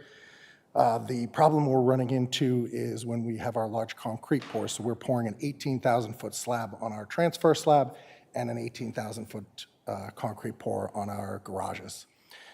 By the time you get the concrete pump there and then pump out between 325 to 425 yards of concrete, it is now, you're generally close to 2:30 to even 3:30, 4 o'clock in the afternoon. And then we have to begin the finishing process of the product to make sure that it's flat and level so that we can build on top of it. So what we're looking for, again, is 7 days. We have 3 buildings left to go, or 3.5. We have a garage slab on building 8 that we still need to do, which will be in about 4 weeks. And then we have 3 more buildings we'll be looking to do for, I think it's 10, 11, and 9 coming up over the next probably 2 years. How did this not occur before? It's happened throughout the whole process, honestly. We've reached out to the HOA and we've reached out to the town, letting them know that we were going to need to extend the work hours. It's recently become more of an issue, so we wanted to get this taken care of at this point before it ran into more problems. Yeah, why has it become more of an issue now? I mean, We you've been just up there have for more 3 homeowners years. in the subdivision and things like that at this point. So as the subdivision grows, we have people closer and closer to the work going on. So you're talking about the fact that you've got 7 days out of the total number of days. We have 7 more pours to get out of this Sorry, do you site. mind just pulling the microphone? I think Yep, people are having sorry. a hard time hearing you. Yep, no worries. Yes, we have 7 more days, 7 different pours coming up over the next few years that we would need these days extended for. Okay, over the next how many years? We have 3.5 more buildings, so it's going to be the next couple of years. Okay, so the 7 days out of the next couple of years. Yep. You want an increase in the time. Yep, so we're looking for 7 a.m. to 9 p.m. to be granted for those specific days. I don't have the days off the top of my head, but once we get going, we can notify the town in advance. 7 a.m. to 9 a.m., 9 Nope. p.m. Yep. All right. How far in advance will you know when the dates So would be? these concrete pours, they are open pours, so it is very weather dependent. Yeah. We generally have a ballpark a month in advance, but depending on the weather coming up, we generally try and give at least a few days, so. Okay. And at that time, have you been notifying the homeowners association? Yes, we have in the past, yep. You have been, no comments from them one way or another? Say that again, I'm sorry? No comments from them one way or another? Nope. All right, We and, build these subdivisions all over, and these slab pours always become quite an issue because it's a huge undertaking for a one-day project. and none of this would be on, I mean, at the moment, I know you're limited to no pouring or work on Sundays and holidays, that's Correct. correct? And this would not be on a No, it Sunday would or a not. holiday? And it would not be on a Saturday either. It And would be not a on a Monday through a Saturday. Friday. Yep, So only Monday through Friday? yep, The 7 days? yes. Okay.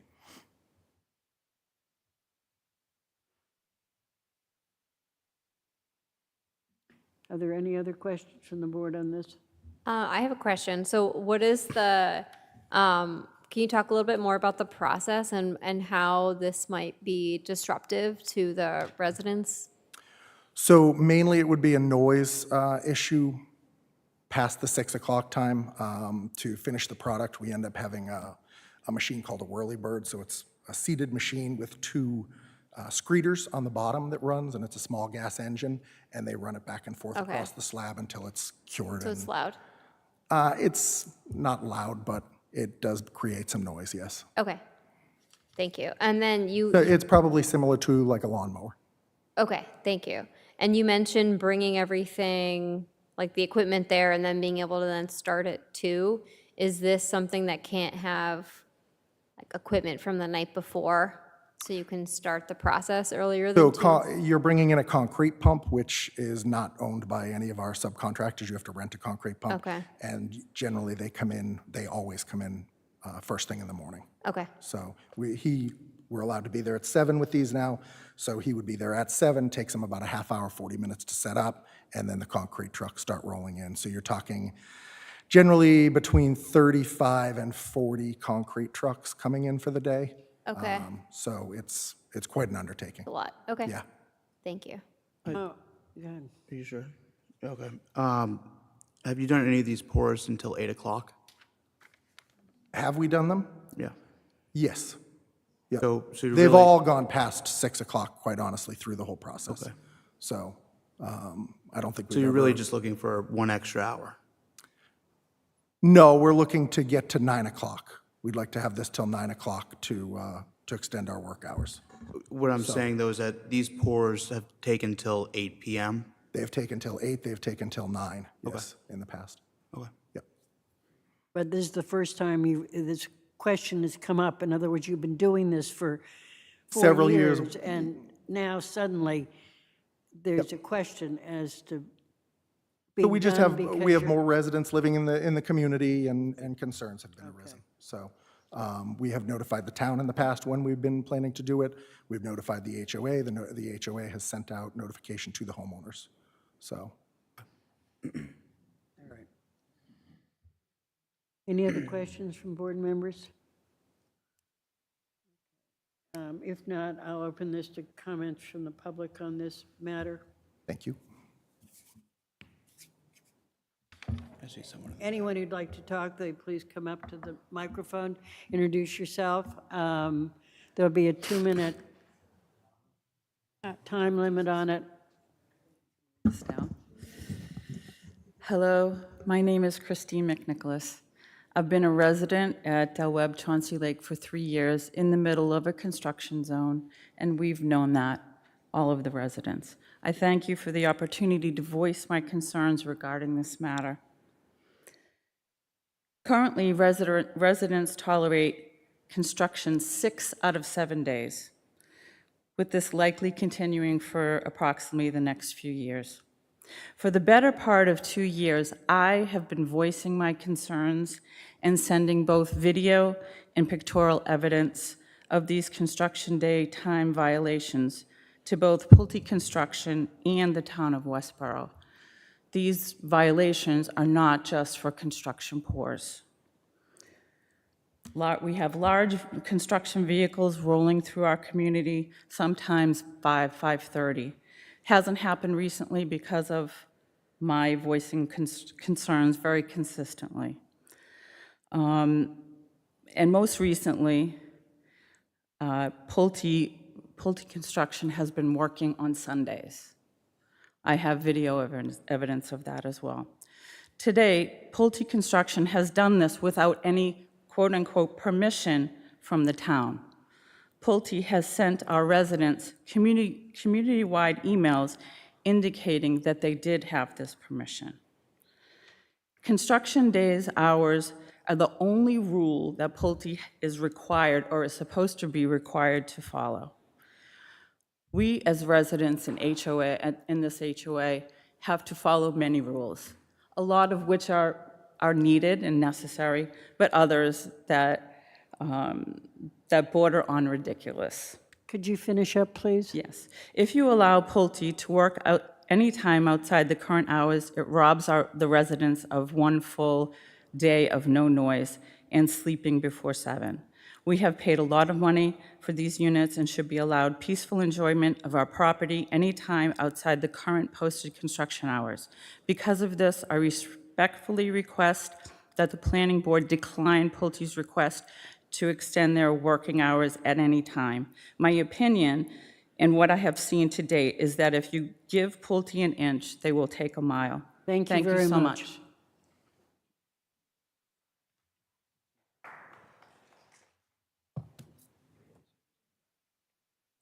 Sorry, ma'am, what was your address? We need name and address. I meant to say that at the beginning. Sorry. 4404 Peters Lane. Peters Farm Way. Thank you. Right. Yes, ma'am? Hi, I'm Sherry Wolfson. I live at 12308 Peters Farm Way.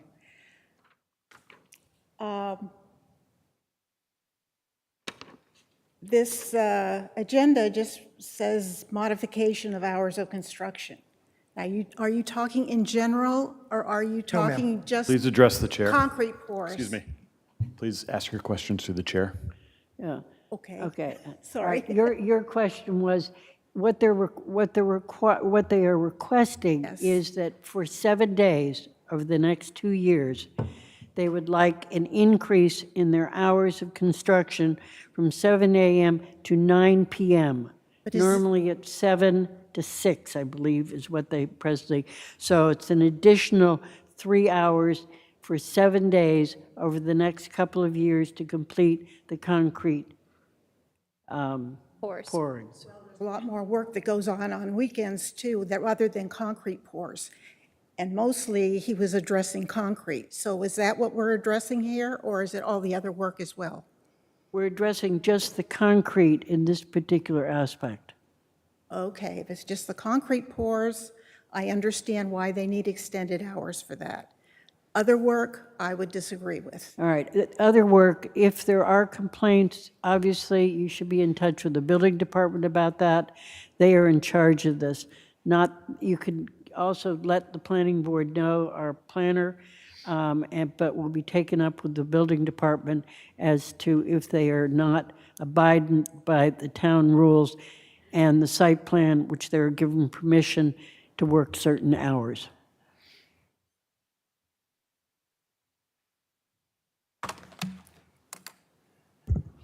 Good evening. I'm Mike Karp.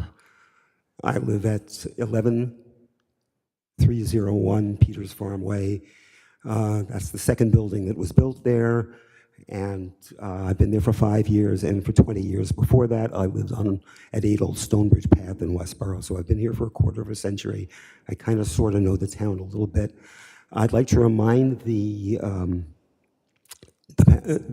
board here that this is an over 55 community.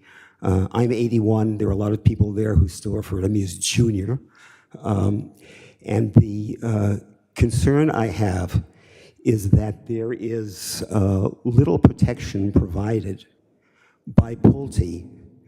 Could you step back slightly for the, yeah. How far back should I unwind? There you go. Okay. The concern I have is that based on past performance, Pulte is not providing adequate supervision for its contractors, subcontractors, and its delivery teams. Delivery teams have delivered a product in double tandem trailers, which in most parts of the Commonwealth is illegal. Pulte has not provided any supervision for the subcontractors. I've walked into buildings that were left open, occupied buildings that were left open when there was refurbishment going on, and they were left open overnight. I've seen what's referred to locally as yes. If your time is just about up, Oh, and actually the thing we are addressing are only these 7 days. If you have other complaints. Okay, let me just address the 7 days. My apologies for that. The 7 days are going to be used by a company that over the last 3 years, if their current guidance is correct, will have produced 90,000 units, and they are the third largest producer of these units in North America. My question is, why are we finding out about this hours before it's supposed to take place? Surely in those 90,000 units, and the literally hundreds of thousands of units that were built before that, they understood what the requirements were going to be to do a concrete pour. And now we're finding out about a special exception, and I seriously doubt the need for a special exception, and why the residents at Chauncey Lake should have to pay for their apparently inadequate planning. I'd suggest that the payment that we're being forced to pay is one of diminished ambience for our community and potential for further limiting safe living. Thank you.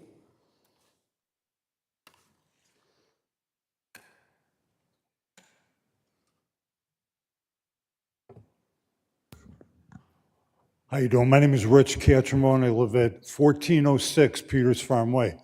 You met my wife a little earlier. This is an important issue for me. I gave a bingo tonight to be here. So I have to be frank with you. This means a lot. There's a lack of trust that we have with Pulte in terms of keeping their promises. We are a community of elderly folks who really want this construction out of our hair. You asked the most important question of all, why now? Why hasn't this come up in terms of the pouring of concrete? I think you hit the nail on the head. What's changed? This hasn't been answered to me. You know, we have 14 people here from our community. If we had more notice, we could have had 114 people. Our community is dead set against this because of the track record that Pulte is running on. They do not keep their promises. We do not accept the fact that they should be given this privilege of extending till 9 o'clock at night. 9 o'clock will turn out to be 10, 11. Now, I really hope that you hear our concern as residents here, as taxpayers, that this needs to stop tonight. Thank you very much. Thank you.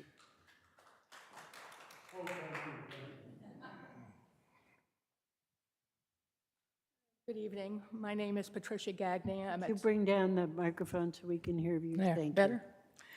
Patricia Gagné. I'm at 6 Peters Farm Way. They actually start work at 6 a.m., not at 7 or 8. They start at 6. I live right next to where all the construction is going. And also, in the summertime, they end up working until 8 or 9 o'clock when they were supposed to stop at 6 o'clock. So I just think that if you give them the authority to work later, for 7 days, they're going to take that to say, oh, we have permission to work on it for whatever, and they have, in fact, have been working on Sundays. Not a very large crew, but the point is that they're working, and they're not supposed to be working on Sundays. So they do take it to the next level, and I just don't think that's fair for our community. Thank you. Thank you. Fred, would you have any comments on this? Excuse me, sir. I'd like to ask Fred Leonardo, who was our former building inspector, to comment on this. Yeah, so I have two comments, if I may. I've been more recently involved in the noise complaints, if you will, so I'd have one recommendation to the board. The homeowners have provided me part of or actually the homeowner association, their agreement, and in that agreement, under the noise regulation, they cite that Sunday work can happen. I would ask that the board require Pulte to remove that from the homeowner association, because the only way they can get that permission is coming from this board. So they can't cite that as a routine thing to be done. So it is, I've provided that document to the planning director, so I'm sorry. Jenny has that. Can I ask a clarification, Fred? Sure. You're asking the board to have the HOA remove something from their bylaws? No, not from our bylaw. In the From the HOA. HOA's bylaws? Yes, because in their documents, they actually cite to the residents that Sunday work can happen with permission as Right, but quote. how can the planning board force an HOA to change their bylaws? No, if I may, it's this not has already changing been our addressed. bylaws, it's changing their, Right, so how can our board, because they're violating our zoning, or actually, strike that. The noise ordinance is actually under the general town bylaw. So the noise ordinance can be enforced by any department in the town. It's not a zoning bylaw, it's actually a general town bylaw. Right. And under that, under what they're proposing or written in their HOA, they are violating the general town bylaw. So in my opinion, I'm sorry? I get that, I just So don't any say, relief by this board should be conditioned on that, because you're allowing them to violate in writing the town bylaw. I guess I don't disagree with the sentiment of that, I just don't like the idea of the planning board getting involved in being the judge of HOA bylaws. That's because then if there's another thing in the HOA bylaws that contravenes town regulations or town bylaws, do we have an obligation to withhold future permissions until those are corrected? I feel like that's just a tough thing for the board to have as our responsibility. Yeah, my feeling is, as much as anything else, this is an enforcement issue. Yeah. I mean, and it isn't up to us as a planning board to enforce this. It's up to the town departments or appropriate people in the town to enforce these. If Pulte is not doing what they're supposed to be doing, i.e. working on Sundays, which we did not give permission on our site plan. Our site plan said specifically no work on Sundays and holidays. And I don't understand, talking about the homeowners association, how they can then change what we had as far as the site plan went. Well, that's my point. They're doing exactly that, though. They're not given permission to do work on Sunday, yet they're producing a document that allows that. So in my opinion, that any relief given by this board should look into that condition. If you need a legal opinion, then so be it. But I think that's wrong for this board to allow any relief from the noise or the work hours if there already has a document that says they can do that. But I guess my argument is, and I don't disagree with what you're saying. I agree with Hazel that it's an enforcement issue, and the board does have some enforcement authority. At a certain point, if you violated the conditions, we can revoke the site plan. This seems like they're breaking the rules that are already in place. I don't disagree that we should, how do I word this? I don't think we have the authority to force an HOA to change their bylaws. The HOA can put in their bylaws whatever they want, but as long as it contravenes town laws, they can't do it. Or if. Right? Because, let or me in just this finish my thought situation, before I wait a minute. forget. Okay, quick. Yeah, but in this situation, we have an HOA that has changed. The HOA laws, not the town laws. So the HOA has enforcement, changed the site plan. That's The what he's saying. permissions that we gave, which said, they can't. I know, but they've done that How? by putting it in there when it said. In what? Yeah, as I said, I can't say it's legal. I Right, they think put it it's in their illegal. bylaws. Yeah, right. That's not something we have jurisdiction over. So the site plan still stands. It says that work hours are these, and the town can enforce that. Right. So they can put in what, they can say that any contractor that comes on site has to buy a pizza for everyone in the building. But if they can't enforce it, we can't enforce it, and we're not going to enforce it. They can say whatever they want, but our rules say one thing, and that's what Fred is enforcing. So I get it's confusing if they say that, but if they say, no, we can work on Sundays, Fred, look, here's the HOA bylaws, you can say, no, here's the town permit that says you can't do that, right? It's a recommendation coming from me, take it for what it's worth. The second recommendation I have to the general residents of Pulte is that I've spoken to the police department here, so what I'm recommending for them to do, and I've talked to the site contractor, he assures me they're not doing work outside of work hours. I'll take that for what it's worth, that's what I've been told. What I'm recommending is that they call the police dispatch line, not the 911 line, but the general dispatch line, and report to the police any off-hour work. As long as I have documentation, and that's what it was preserved, because I'm not here at nights and Sundays, but if I have, the police has agreed to at least document if there's off-hour work. If I find by the police report that there's an off-hour work, I'll now start to fine Pulte, as allowed by our bylaws. So we'll take corrective action, punitive action to correct this from our point. I can't force them. I've asked them to take the language out of that bylaw. I'm just suggesting that I'd recommend that the planning board look at that as well. I'll leave it at that. And sorry, Fred, I'm That's not your trying to say that I'm not trying to put the burden on you. I'm just saying we can ask them to take it out of the bylaws, but we don't review the bylaws. We don't approve the bylaws. So they can put in whatever they want for their bylaws, and we don't really have the jurisdiction to say, no, you can't do that. If they want to put in a law or a bylaw that allows them to contravene town laws, they can. They can't do it because then they would butt up against the town enforcing it, right? I guess it does make it confusing, but I don't know. That's all I'm saying is the fact that if the bylaws of the HOA are not in conformance with the site plan approvals that we as a planning board gave, then the site plan approval should override absolutely anything in the HOA. And it sounds to me like the HOA has put in a provision which does not comply with our site plan approval. Right. And therefore, it's the site plan approval. They should not be allowed to work on Sundays because that's what our site plan or said. outside of the construction hours. Right. That have been approved. How many calls or reports have there been from the residents? There's been communication to me directly, but I haven't, my apologies. So I'm now making a recommendation to the Pulte residents to report this through the police department so I can get it documented. Yeah. Because I can't punitively fine Pulte for something if I don't have some, and I understand that the residents continue to have these complaints. So that's something that's been brought to my attention. But this, to me, was the easiest way to document that complaint, so it's not a he said, she said routine. Because if I go to Pulte and I actually find them, I could have video evidence. So if video is provided to me here going forward, documenting times outside of work hours or Sundays, then they can be punitively fined. And I'll make a commitment to do that through our department. But how many complaints have there been until you came up with this solution to go to the police department? It was raised, I'll go back in history a little bit. There was a resident that had conversation with the building commissioner. I don't know if there was, it didn't seem that there was a resolve. So in the last month-ish, it has been raised to my level.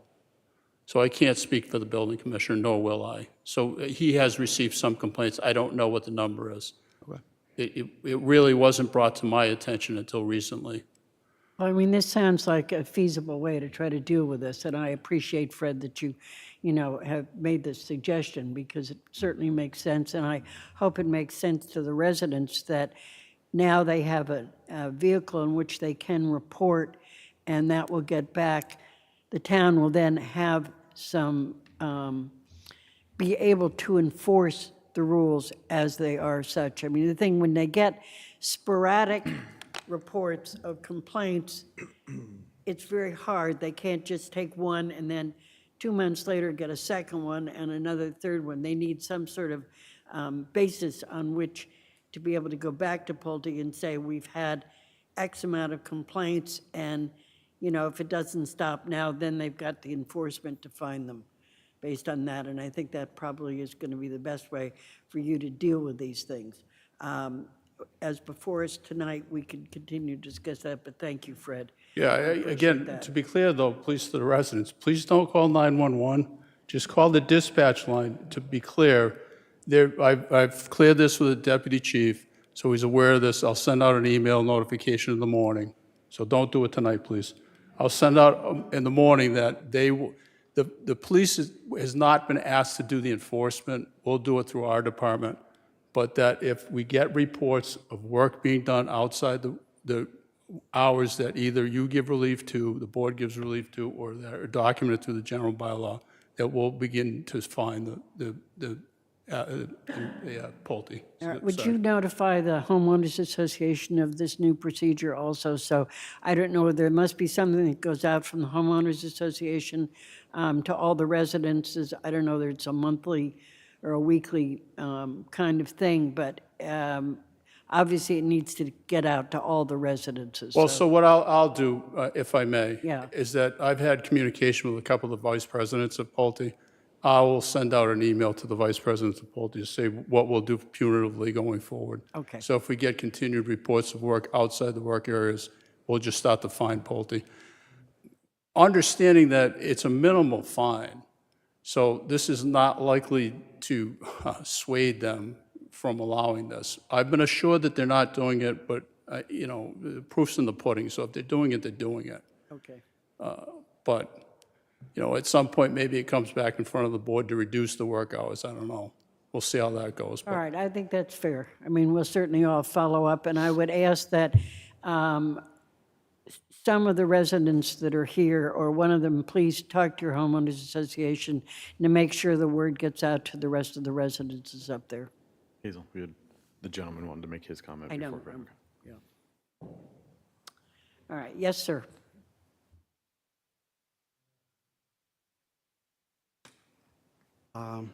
My name is Yves Perrin, and I lived at Building 6 of the Chauncey community. I have two aspects, two concerns for that request that Pulte is making. One is the noise that is being generated at this point.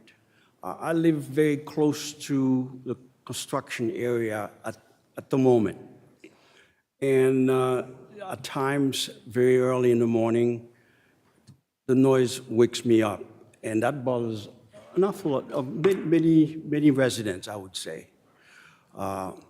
That is not a concern of theirs, because I figured they want to continue to build and make noise and not being concerned about, the community at all. The second concern that I have is, did Pulte mention anything about being affected materially? And if they are, what is the benefit to the town and in turn, the benefit to our community. They want to continue to build and build fast and finish their project in a timely manner. But they're not concerned about our community at all. If the town is benefiting from the positive variance that they're asking, what is it? What's in it for us? I'd like the board to really think about that. That's all I have. So, Thank you. through the chair, can I ask the Yes. applicant a question? Maybe you said this, my brain is kind of mush right now. The concrete pouring, why can't it be split between 2 days? So it's going to be a structural issue with the pour. Okay. So is what it comes down to. It is a structurally, Into the microphone. It is a structurally supportive slab. So if you start breaking it into two, you risk the overall structure being to its full But capacity. the reason it takes 13 hours, 14 hours to do is because it's such a large slab. It is a large slab, yes. It's about 18,000 square feet. So I think to answer the gentleman's question, the reason why it has to be done that way is because otherwise you have structures that aren't structurally sound. So that's the benefit. You have structurally sound structures. I guess if there was a way to do it and split it across multiple days, you would just have more time of noise rather than condensed in one day. Those are the two best arguments I can come up with. I don't know that you have that option. I mean, I think the thing that concerns me about this whole thing is why it's coming up now. I mean, I don't understand why it's taken. Hazel, I think it's they are now getting the enforcement aspect of it. They were doing it before and just no enforcement, and now there's enforcement coming in, so now they're saying, okay, we were going past 6 o'clock, but no one was telling us we couldn't. Now there's people telling them they can't, so now they have to get the permission to do it.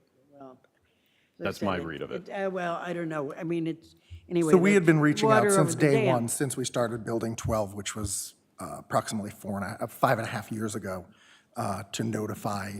I believe we reached out to the town every time, as well as the HOA or any existing residents at that point, letting them know that this was upcoming. And now this has become more of an issue with more residents in the community, and and it's understandable. We all want our neighborhoods and our house to be quiet after a certain time. We're just asking for this to be revised for these specific days. If I could address the complaints about pre-work hours, post-work hours, anytime it has been brought to our attention with any photos to back up, the subcontractors have been addressed and have been fined on our end. So we have thrown several different crews off-site over the past year. And we are trying to do our best, but we aren't there, 24 hours a day either. So anytime our guys are on site, anytime we do find out, and we do get photographic proof, we address the person that does have the issue, and there is consequences to that. So this is not something that Pulte takes lightly. If you've driven through the community is absolutely beautiful, and it's, we want to make sure that these residents have a great place to live. So. So, I mean, it just sounds to me like things, there perhaps needs to be more communication between you and the residents as to keeping to the times you're supposed to be working and not allowing your subs to go over what they're supposed to be doing. Agree, and this has been sent out to all our subcontractors multiple times, but each of our subcontractors, we have on a daily basis, we probably have 100+ people No, on site. I'm perfectly aware of that, And yeah. each company has different crews. Each company has different delivery vendors. Vendors are not, it's completely out of our control if we have a truck that shows up ahead of, 7 o'clock in the morning type of thing for a delivery that's coming across country.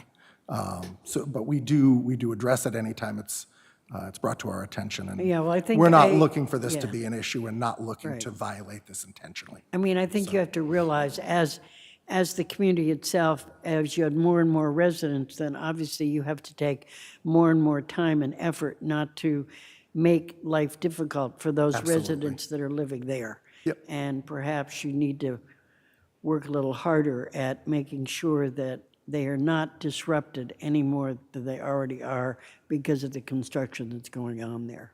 Yeah, we have a really good team on site on a daily basis that they do try and regulate this as much as possible, so.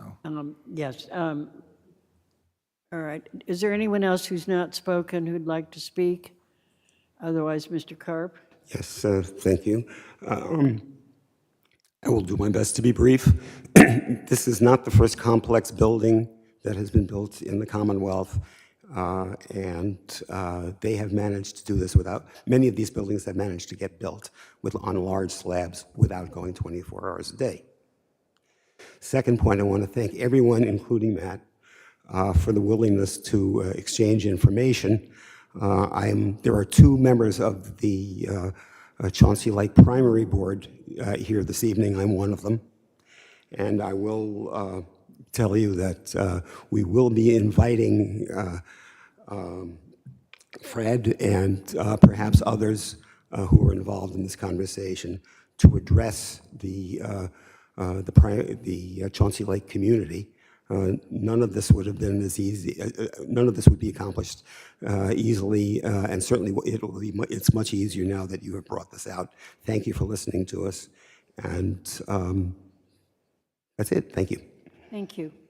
Hazel, can I just clarify before this soundbite becomes some kind of misinformation? We are not allowing them to go 24 hours. I know you didn't mean that, but you said that they were going 24 hours, and I just want to make it clear that no one is allowing them to go 24 hours. I was referring to other buildings, certainly nothing. Understood. Just want to make it absolutely clear. Thank you. 404 Peter Farm, very brief.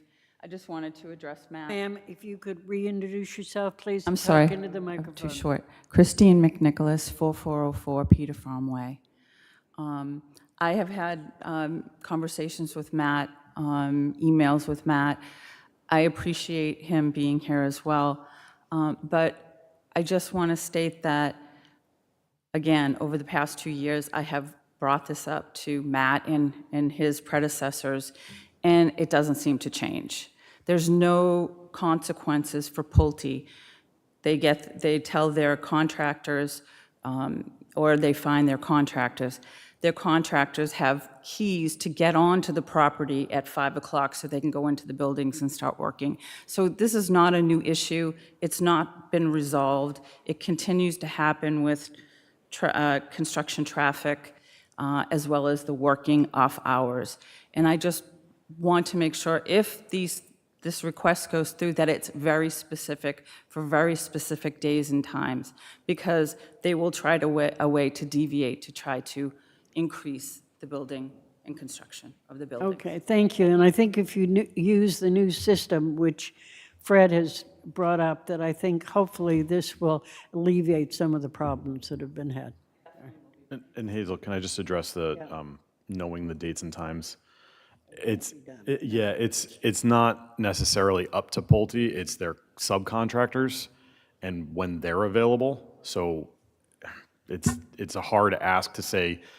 You're shaking your head. That's how it is. Like if a development company is looking for an outside contractor, they're working on their schedule. So they can't just say show up in 2 weeks and do it this day. That they might already be booked.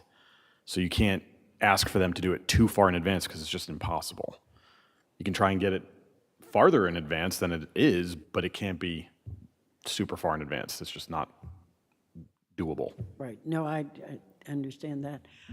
Yes, sir? I just want to say 2 points. One is that we have hours that we, as a community, live by, and that's 8 to 8. This is way past my bedtime, okay? The one thing I would say is that it's not just when they start working, it's the cars coming in, it's the trucks coming in well before 7 o'clock. And this is a constant stream of vendors or construction subcontractors They speed through our community. I know this isn't part of what you guys are interested in, but it's a disregard. It speaks to the disregard that this company has had towards the residents that live here. And I think that that needs to be taken into consideration. And I would invite you, because we're inviting this gentleman to come, I would invite all of you to come and listen to our community. We're going to have an open meeting. Tomorrow morning, there will be a post on our website asking residents to file complaints. That'll be done by tomorrow morning, and we want you to join us and listen to the concerns that our residents have so that you have it firsthand. Thank you. Sir, can you just reintroduce yourself, name and address, please? Okay, my name is Rich Catrambone. I live at 1406 Peters Farm Way, and my father would say it's Catrambone. My middle name is Vito, okay? Thank you very much. Right, is there anyone else of the community who wishes to speak on this matter? All right, board members. You're looking at me. Yeah. John wants to talk. I'm comfortable moving forward with this motion. Seems like Fred's put in place a good enforcement policy for the residents. And if Pulte doesn't follow suit, they have a way to file their reports. Caroline? I agree. I mean, I think we've made it clear that it needs to be very specific. It's limited to these 7 days for the specific purpose and no other purposes outside of that. Tina? Yeah, same. I think I think just the fact that they're asking for this for the 7 days for the exception, I think that's maybe a good I don't know, act of faith, right? Thank you. A To be good able wake-up to, call, perhaps. yeah, sure, or a wake up call. But yeah, I agree. John? Yeah, it just seems like all of the complaints have been enforcement issues, which are understandable, but I mean, they're enforcement of the rules we have in place already. So if those need to be enforced more strictly, then they need to be enforced more strictly. I don't think that necessarily prohibits them from getting those extra hours, especially if that's what's needed to build this community. The residents here that are, voicing their opinions and concerns, this was done on their buildings as well before they were there. So it's just building new buildings for their neighbors, future neighbors. Yeah, I think our hands are kind of tied here. Yeah. My only request would be that if at all possible, I know you've asked to go to 9 o'clock, but I would certainly request that you try to finish earlier if at all As possible. early as we possible, as And early as we can, absolutely. make a real effort on doing that. And also, I think the complaints I heard about workmen arriving early in the morning, maybe there's some way you can deal with your subs on something like that. We I will know continue to it's- address that as Yeah, well. I mean, I'm not quite sure how to do it, but I think there's got to be more work on your part dealing with your subs as to how they are dealing with the community in which, I mean, what they have to realize is that they are working in a community where people live. This is not an empty building sitting out, in an empty space. This is somewhere where there are people around and people are living there, and that's their life. So I think that, you need to work a little harder with your subs on this. So anyway, but other than that, if you want 7 days, I'll give you 7 days, but I'm not giving you more than that. Thank you very much. And if I could have a motion, I move that the planning board approve a temporary modification to the allowed construction hours to permit work until 9 p.m. on up to 7 additional days for the purpose of large concrete pours only, as requested by the applicant. This approval is limited to weekdays, applies solely to the identified concrete pours, and does not modify the standard construction hours of 7 a.m. to 6 p.m. for all other construction activities. is there a second? I have a discussion on the motion. Can I just ask the applicant a question? Yes. How far in advance do you find out when you can schedule these concrete pours? So we're lining up a concrete pump. We're lining up a concrete company that can supply us with 44 trucks of concrete and a vendor while working in with making sure that the weather is going to be presentable. We could set it up for tomorrow, or we could set it up for next Tuesday, and then we get rain. We have to completely cancel and start the whole process over. So we try to schedule this as far as 3 to 4 weeks out. But the problem is if we notify people and then it changes, it causes more. Can we say 72 hours in advance that we know that that's when it is? We can absolutely give that as a notification without a problem. Again, if we suddenly get rain in 72 hours, the date But at might least they would change. be notified. Exactly, Yeah. yes. We try and give at least a few days' notice So I generally would already.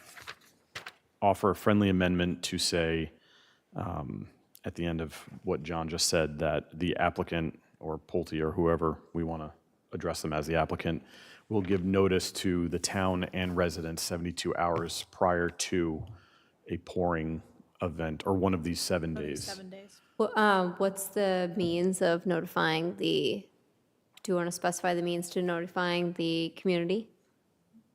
Like, is it notifying the HOA? Is it posted? Is it? So we have a representative in our office that sends out an email blast to all the residents in the community. Okay. Yeah. Okay, Yeah, I would say notify the HOA and Right. the community development director 72 hours in advance of one of these 7 days. will you accept that amendment? Yeah. Okay. All right, we ready to vote? Yes. All in favor? Okay, you got your 7 days. Thank you very much. You guys have a great night. Thank I know you. you're going to work much harder in dealing with the community. Absolutely. Appreciate your help. Okay. Great. Our next presenter is virtual, so we just have to tell Westborough TV. I think they just heard us.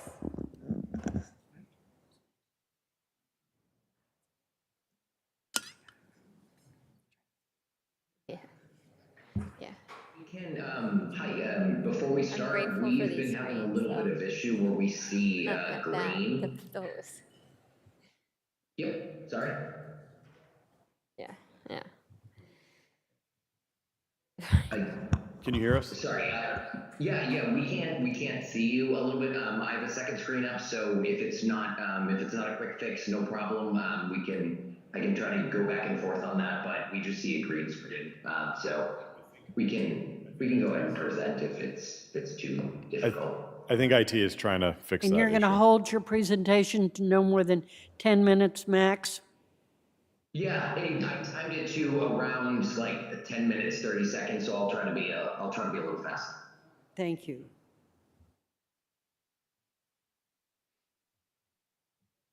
If it ends up being a difficult fix, I can go ahead and present anyway, so I can still see you guys on another screen. All right, go ahead. Okay.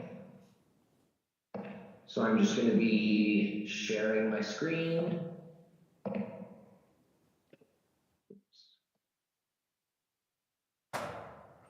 Can you all see my presentation? Yes. Yes. Okay. So good evening, Chair Nurse, Vice Chair Jelchich, Mr. Pizzoni, Ms. Reagan, Ms. Kelleher. Thank you for having me tonight. I'm Matt Giordano from Giordano Planning Solutions. With me is Phil Giordano. I'll be presenting this remotely this evening. We're here to present the proposed sign bylaw revisions that we've been working on with Jenny, Laura, Fred, and the planning department over the past several months. We presented this to the design review board last week on January 13th. They provided us some thoughtful feedback that I'll share with you as we go through the key changes. Tonight I'm going to be focusing on an overview of the proposed changes organized by sign type, which I think will give you the clearest picture of what's actually changing and why. The full draft of the bylaw has been provided to you, and we're happy to answer any questions you might have.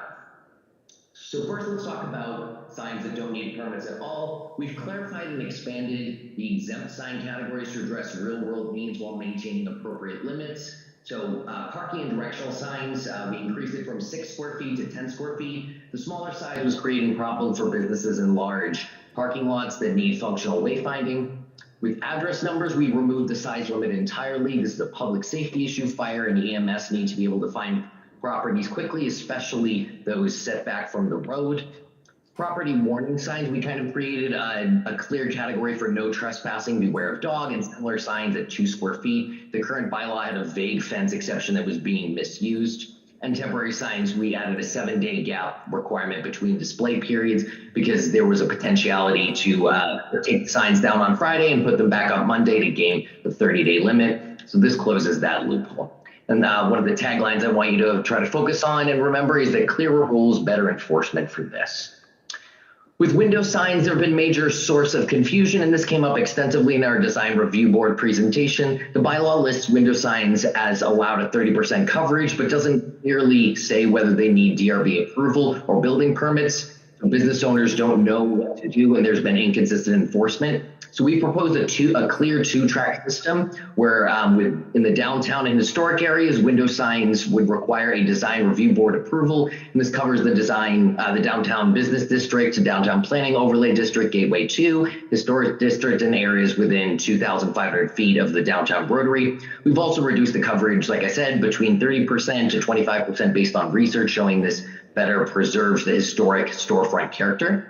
The second track is all other areas where window signs are self-regulated at 25%. No DRB approval would be needed, nor building permit required. Property owners would be responsible for compliance, and the building commissioner has a clear authority order to remove if they exceed the standard. With the design review board's feedback, they had questions about the 25% and how it applies to promotional stickers and similar items. We believe the language in the bylaw is clear that all window signage counts towards the 25% limit, whether the permanent business identification or temporary promotional materials, but the planning board should know that this was a discussion point. The DRB will need clear enforcement guidelines from the building commissioner on how to measure and apply the standard in practice.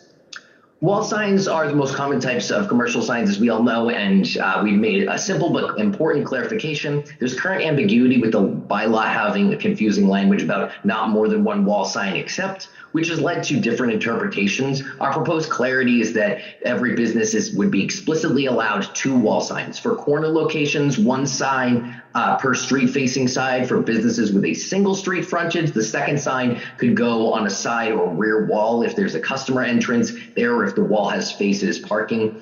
The 15% wall area limit would be staying the same, and multi-tenant buildings would get proportional shares. And this matches the design guidelines that the DRB already uses, so we're eliminating a conflict between documents.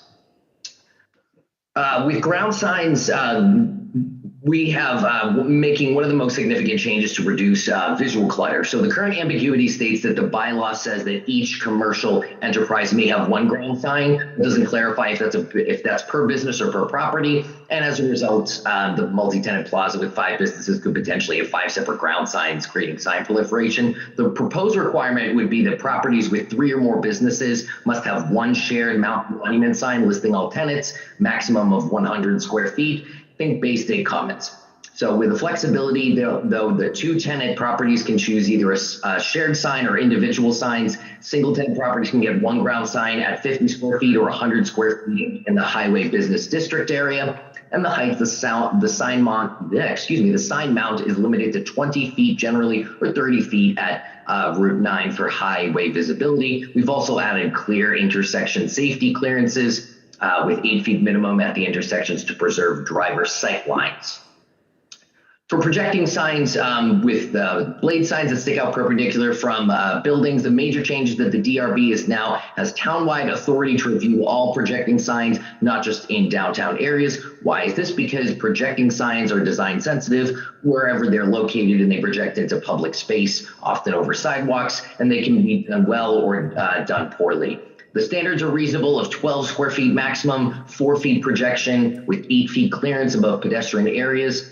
And just a coordination note, if a projecting sign extends more than 6 inches over a public way, it is also requires the select board approval under the general bylaws. So we built in coordination language into the bylaws so the DRB knows when this applies.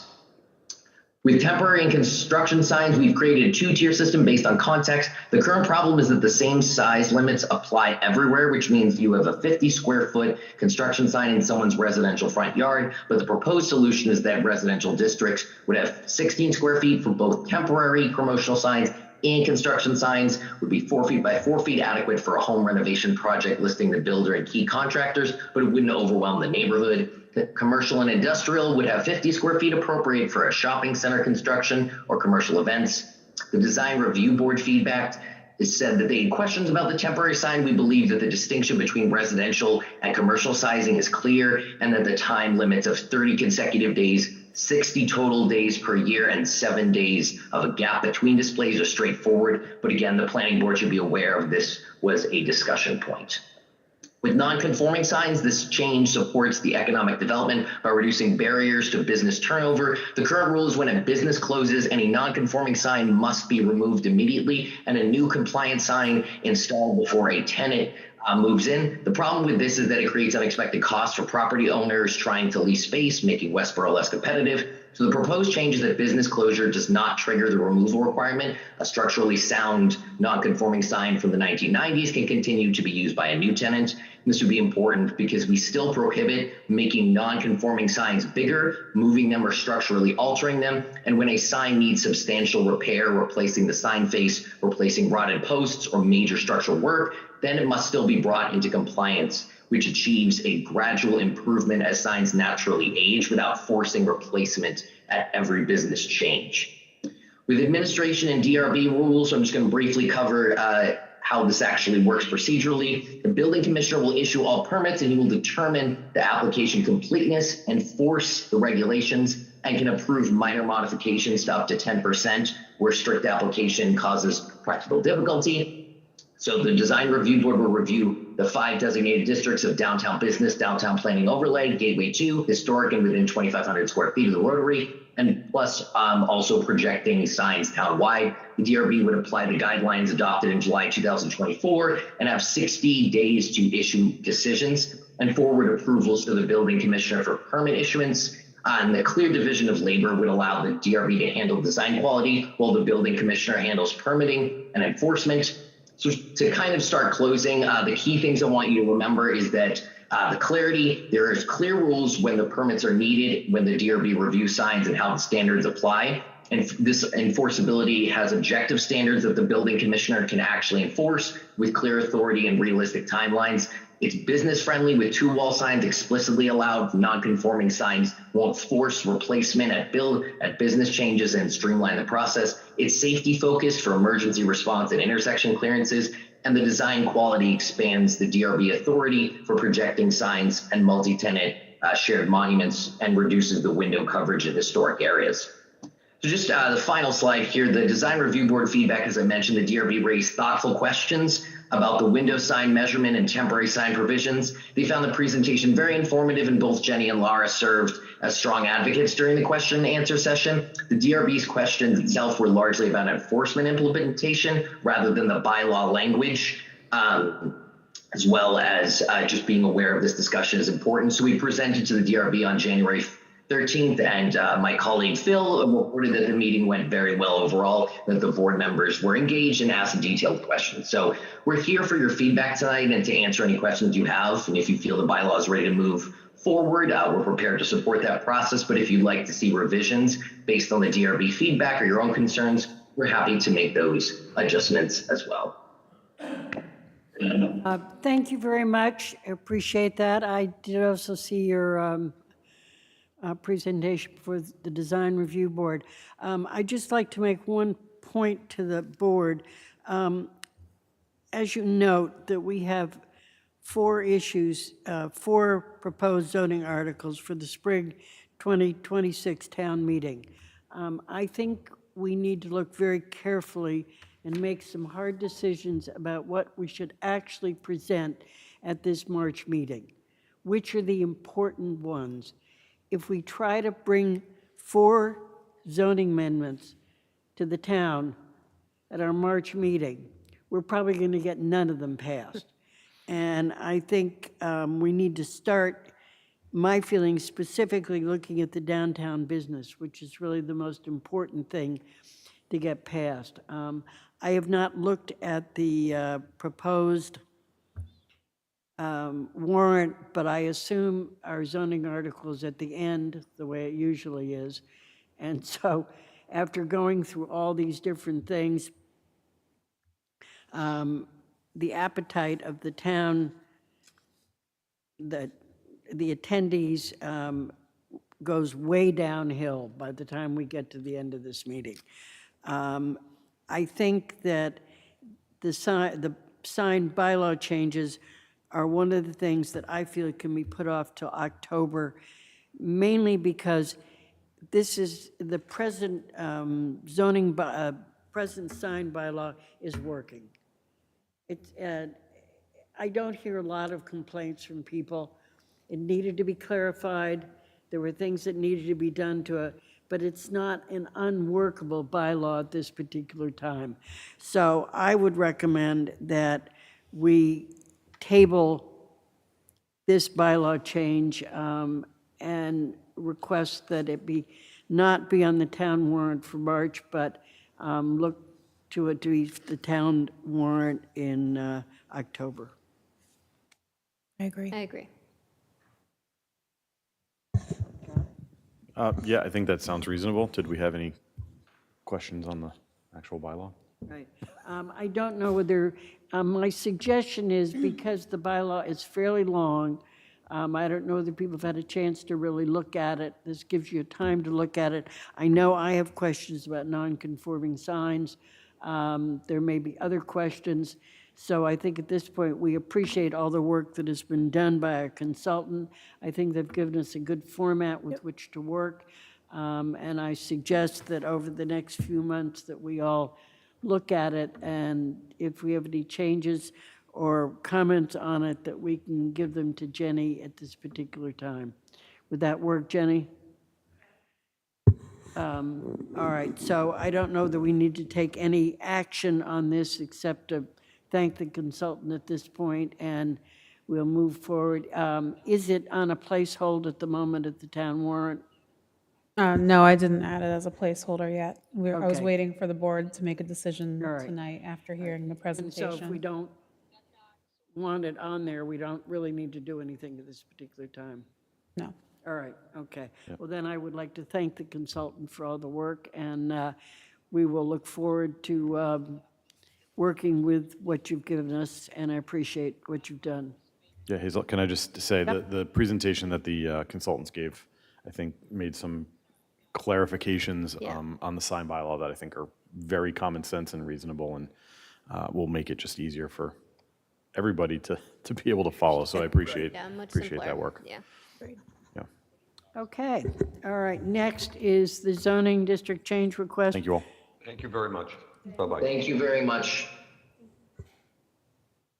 All right, zoning district change request for 1 Research Drive.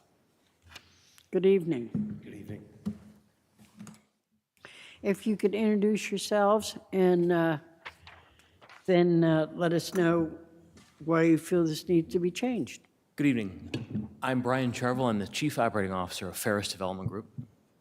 Good evening. My name is David Ferris, and I'm the founder of Ferris Development, along with my wife, Anna Ferris. And do you have a presentation? We do. Okay. Yes. And I'm not sure my laptop will connect here. Yes. All right, if you could keep your presentation no more than 10 minutes at the max.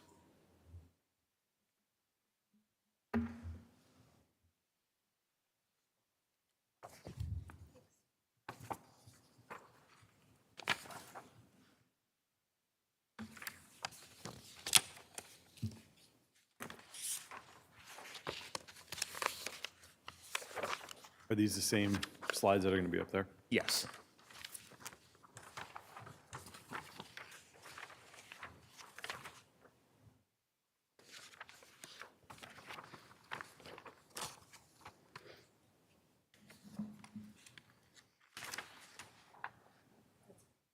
On the right setting over here. Let me try it one more time.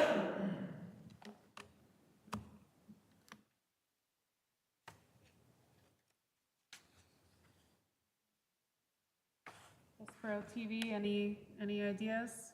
You have to hit like F9 or whatever, F9. Maybe the cord is a little. Do you want to come up here instead? Sure.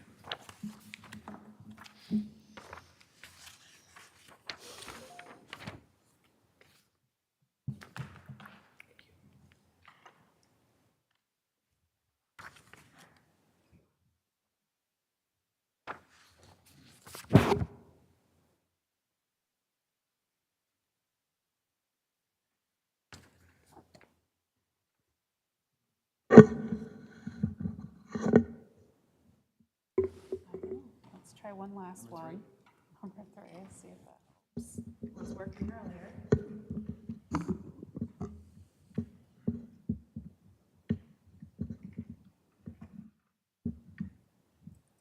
Thank you for sticking with us so late tonight. There we go. Perfect. Third tries the charm. There we are. Can you hear me all right? Yep. Yes. Great. So that we are mindful of the time, I will start my timer. And Mr. Ferris and I are going to split the presentation, if that's all right. So again, I'm Brian Charvel, Chief Operating Officer of Ferris Development Group, and we're here tonight to talk with you about our property at 1 Research Drive. Here you see the facade of the building. We've owned the property since 2014. And our company is based on Turnpike Road over in Southborough, 118 Turnpike Road, Suite 300. We're joined tonight by George Bonin, Assistant General Counsel, and also Sam Forg, who's Principal Civil Engineer with Expedited Engineering, that has helped come up with the concept that we'll show you briefly. We thank you for the opportunity to be here tonight, and we'll be brief. We want to tell you about our proposed rezoning of the property within 1 Research Drive from the industrial ID overlay to highway business, or BA. Why? Because simply put, we've owned the property for 12 years, and we know we need a zoning change, and we need more uses. This is important. This is important to our development of the town, and it's important to this vicinity, this part of the town, that has really been dominated, as you know, by office parks built in the 80s. Because we know we've owned it for 12 years, we've tried to lease up the property. We've gone through the cycles of bringing it, especially with Santa Fe Genzyme, to 95% lease, this office building, which is nearly 300,000 square feet. But in the meantime, this post-COVID environment, more working from home, the occupancy has fallen off. So today we're only at about 30% of actual in-person occupancy, despite leases being a little bit higher than that. The building has 1,200 parking spaces. And you know, even in this day and age with work from home, even if the building was fully occupied, you would need 1,200 parking spaces. So we're left thinking, if we've got this site, and I'll orient you briefly here to where we are. You can see my pointer. Here's 495, here's Route 9. You come off here on Research Drive, and then you go up Freiburg Parkway.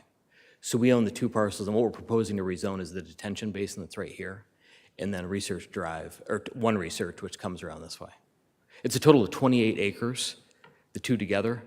The detention basin is about 3 acres, and the large office building is about 25. And so behind the large office building, we've got these acres and acres of parking that, at this rate, in remote work from home, will never be fully used. So we need it. Going to BA will support a mix of uses that we don't have today: retail, residential, multifamily specifically, exercise and wellness, restaurant. And we need that combination to boost the occupancy of the building, not just ours, but this whole vicinity. You know, there's the approved project by Mr. Samuels at 25 and 29 Research Drive, the GMP manufacturing project. That's going to need, you know, more vibrancy, and that's what we think that this housing and this zoning change could bring. And so what we're asking you ultimately to support is the rezoning from ID to highway business at town meeting on the 21st of March. Today, highway business actually comes quite close to where we are. So this is the Owen O'Leary's hotel parcels here, and of course Route 9 in the center. And we're just right here. There's our detention basin, and then here's all of 1 Research together. So we're just proposing an extension that would come over to include these 2 parcels. Tonight, I want you to know we're not asking for Site plan approval, we're not asking for a special permit. We'll talk very briefly about a specific concept, but that would just be something we'd like to do down the road if the rezoning goes through. So the problem is, One Research Drive, as I mentioned, is 283,000 square feet. It's one of the largest office buildings in this area, significant commercial taxpayer, but today it just isn't getting there with the things we've tried to do. We're in a different day and age in terms of office leasing. There just aren't the huge whole building users, whole floor users, 100 to 200,000 square foot users that there used to be. We're having to do it, it's like a game of inches. We're having to do it piecemeal to get to anywhere close to full occupancy. And also, another thing about today's environment is tenants don't just choose a building. They choose a place. So we struggle with that in our leasing. You know, folks that come on tours for office don't just look at the office or what they could build. They're interested in what the amenities are in the building and what's nearby. And it's, you know, what attracts is not just what's, you know, adjacent buildings that are office and that aren't that interesting. They're looking for live, work, play, that combination. And that's what we're trying to bring here. You know, we'd like to, and I'll shift to the concept. And I'm not sure what my timer was set to there. With this concept, we're looking at filling in the area behind some of the parking areas behind the office building with 4 residential buildings and then retail. It's this kind of combination of things that is what will bring tenants to our office building, which is off the screen to the top, and then other buildings here along Freiburg and further down Freiburg. And again, this huge Samuels project that once built will bring scores and scores of people to it every day. So this is the combination that we're seeking. Mr. Ferris will touch on this when I hand it to him in a second, but we've seen success at other projects of ours where we brought complementary uses together. We really specialize now in Metro West at converting what had been just office to a combination. So our headquarters building in Southborough is a great case. It was 100% office, and what we've brought is about 10,000 square foot of retail. We have B-Tone Fitness, a smoothie bar that we're building out now, and the Back Nine, which is a indoor golf club and golf simulator. And with that changing and bringing in retail and service, the office is filled up.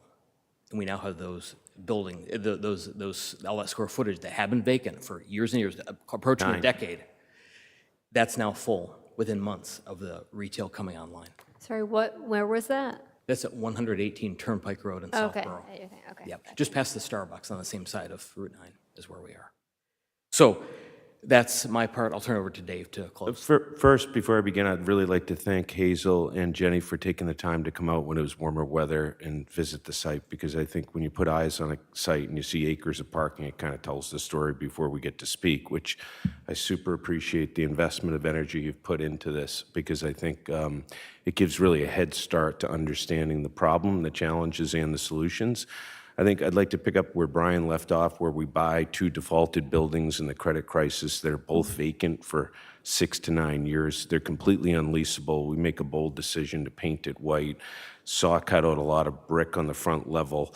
We still get 0 leasing traction in 3 years. The minute we sign some retail concepts to the first level and they actually take occupancy, in 120 days, the building goes to 100% occupancy. So that's a success story that really speaks to what Brian is really alluding to, this idea of live, work, play, and having a place that, ironically from your community, a lovely guy who, from Fresh Monkey, has a Westborough location, opened in Southborough. And I would dare suggest, if you read on the Southborough community pages about the interaction that the community has felt with those changes we've made in the community, they've been really, really well received. As recent as yesterday, I just posted the new sign that went up on the wall. And I think this particular planning board, I think, sits at an apex of a change in history for the community. And I think if you rolled the tape back and you went to the 90s, the bold forward thinking of welcoming EMC and how much that helped your community with the tax base,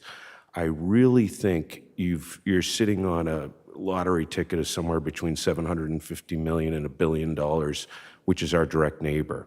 And all you have to do is look at the group that approached us to buy our land. And, you know, through Hazel and Jenny's discussion with us, we put a pause and didn't enter negotiations to sell that land to the church that transacted directly next to us and bought 28 acres. They originally approached us, and we didn't see that as a complementary use to this building and in any way activating that area. And in fact, we felt like 750 to 1,000 cars every weekend was going to do nothing but discourage occupancy at our building. So we passed on that transaction. But I think channeling back to where I think this planning board sits now, you really have a beautiful opportunity to plan for the future and attract that tenancy at the Alexandra site, where right now the market's cold on lab life science. But I think when the market heats up and JLL, CBRE get to their national surveys and start to look at locations,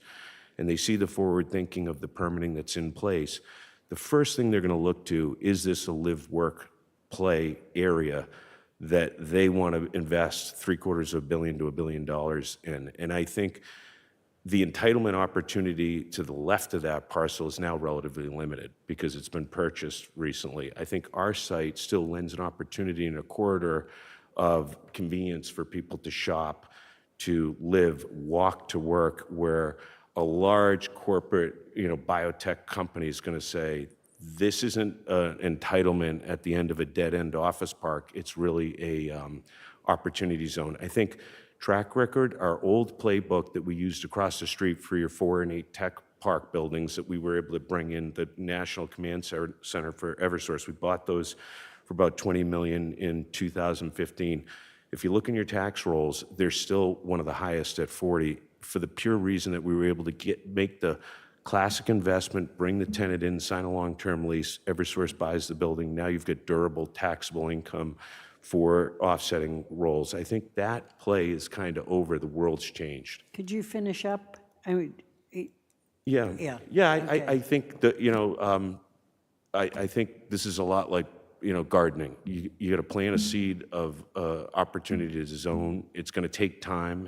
It's something that's got to germinate, and it's not something that will happen overnight. It takes a lot of planning, and I think our reputation recently with Marlborough, where we did the same kind of thing, but in a different context, where there was an old office building that we reactivated into a livable area and reinvested some of the dollars back into the ball fields, the trails, the fire station that they were building. It really reduced economic hardship on the community and helped improve it. And I think that's the goodwill deposit we're willing to make to the community. And I think what we're looking for is an opportunity to start the discussion. And the zoning, I think, is really only the first of many, many months of discussions about what really makes sense. But until the zoning's there, it's all frankly premature. And I really thank you for your time tonight. Thank you. Yep. All right. Any other comments? I would just like to say that, I did go out and look at the property and have seen their presentation on this. The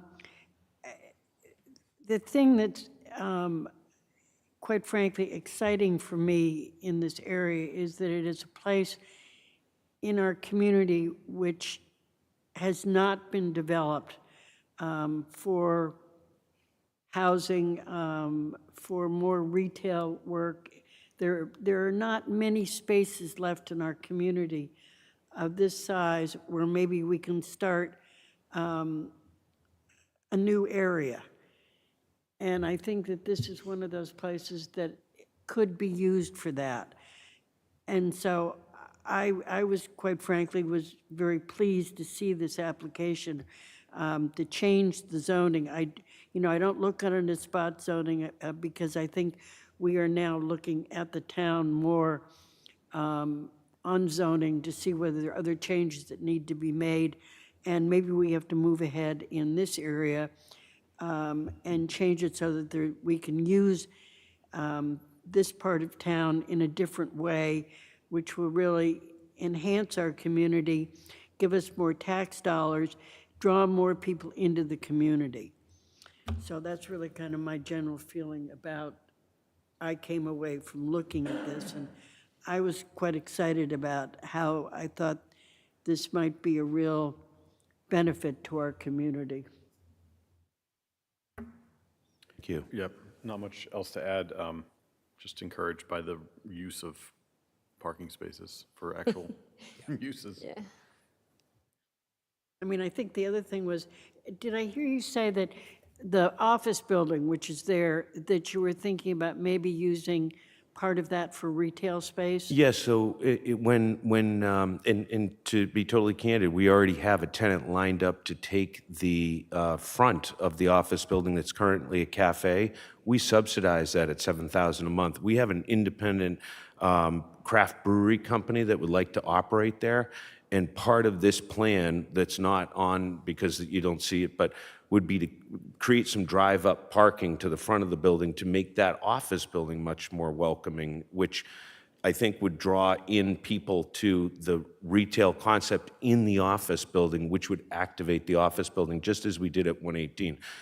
I would encourage you to look at 118, but understand we were limited with what we were working with. This is something we have. This is a different It's project. totally different, but, you know, my goal with this entire board would be to have you think of us the way the Marlborough Council thinks of us, because we took a lot of time and diligence, and President Osling wrote a really nice email today that I think expressed a mutual feeling.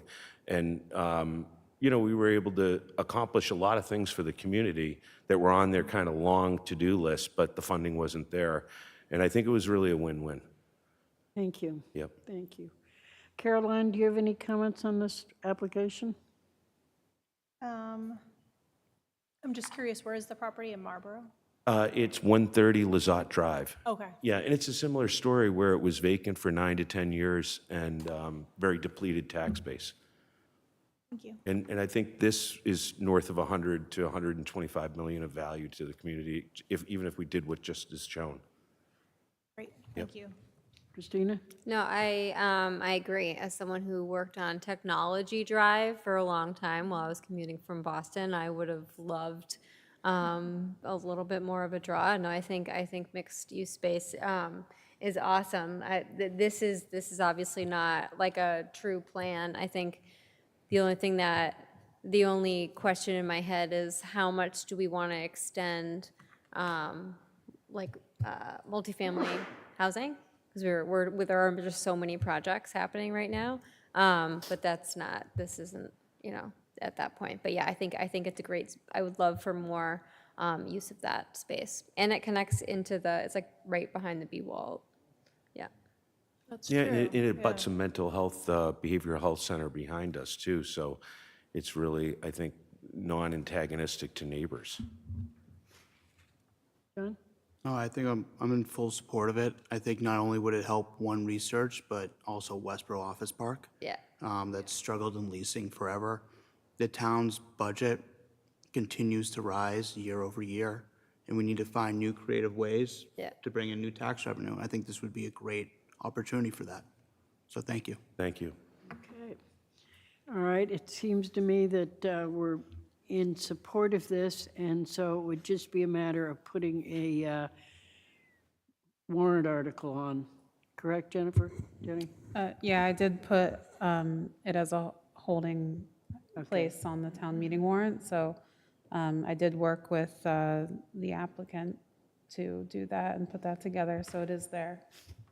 And Hazel, can I, just Jenny, real quick, has there been any discussions about a full study of that area?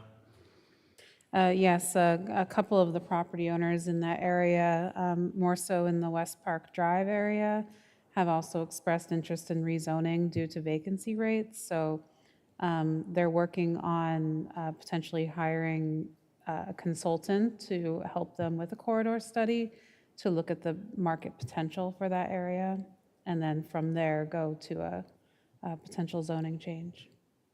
Great. Yeah, I think this could be a really neat catalyst to kickstart what would unlock a large sum of land that could be redeveloped for higher and better use.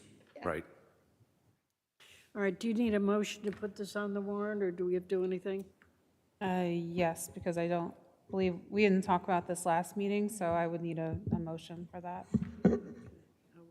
Could we have a motion? I move that we add an article to the annual town meeting warrant to rezone the Wait, sorry, John, can I interrupt you? Sure. We just talked about how we only wanted, I think, one zoning. Did you say we only wanted one zoning article on the upcoming?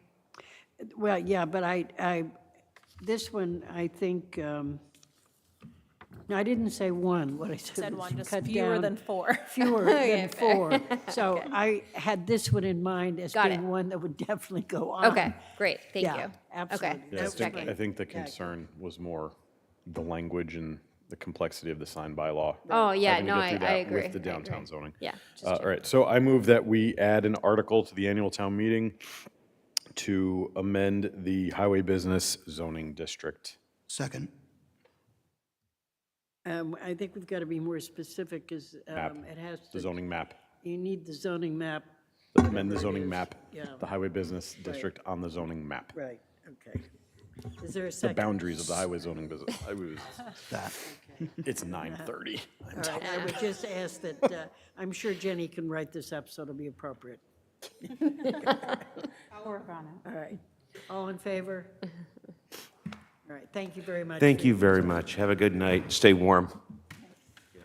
Hopefully, we'll be gardening again soon. Exactly.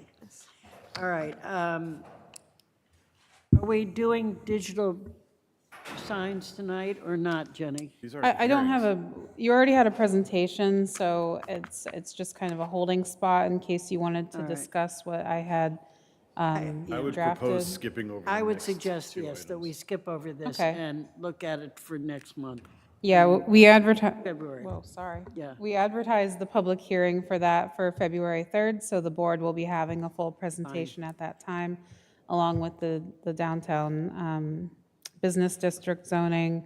For the downtown business district, there was a letter, a draft letter to the select board that the board had asked me to prepare. Okay.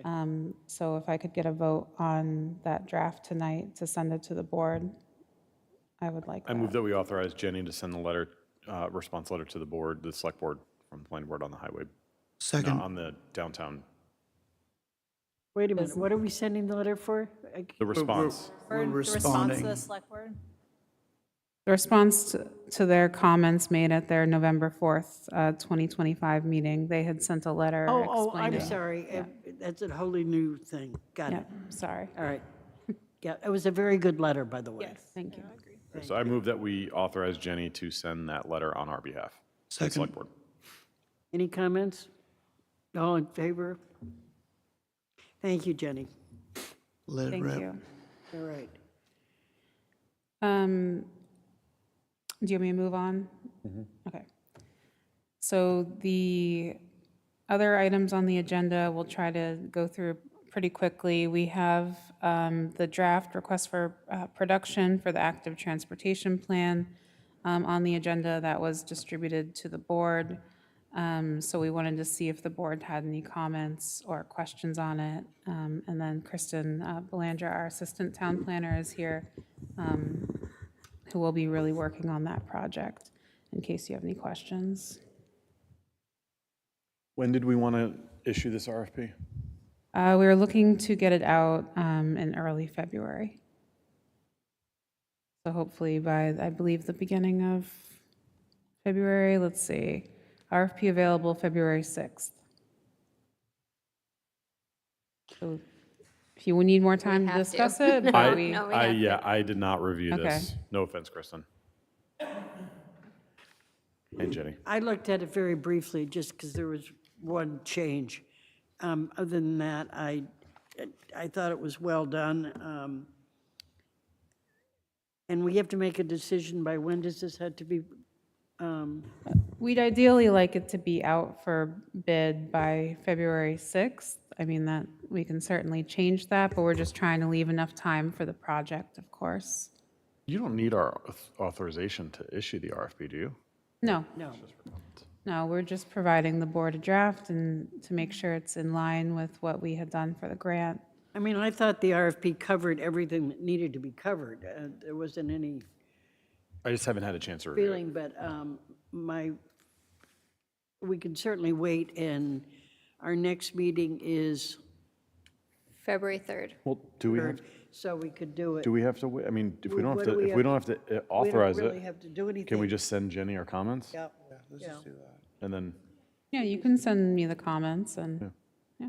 if that's any? fine. Let's do it that way then. Okay, so we just ask that you send any comments by, if possible, by the end of this week, Friday. Is that enough time? Yep. Okay, thank you.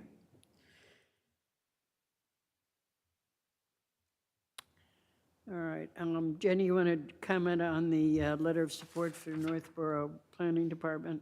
Yes, so the planner for the Northborough Planning Department reached out to me and said that Northborough is interested in applying for a grant through Mass Trails to fund a feasibility study for the B-Wall. As you know, we have Section 1, which is part of the Otis Street Corridor Project, which will start construction this summer. And the beginning of Northborough's portion of the proposed B-Wall connects to the Otis Street portion, so that their portion would continue down, kind of following Route 9. So she said that the deadline for the Mass Trails grant is February 2nd. So she was trying to gather some letters of support, and she would like one from the Westborough Planning Board. And you did, I saw the letter you drafted, which I thought covered it. I mean, I didn't have any additions or corrections to it when I read it. I don't know if you had a chance to read it.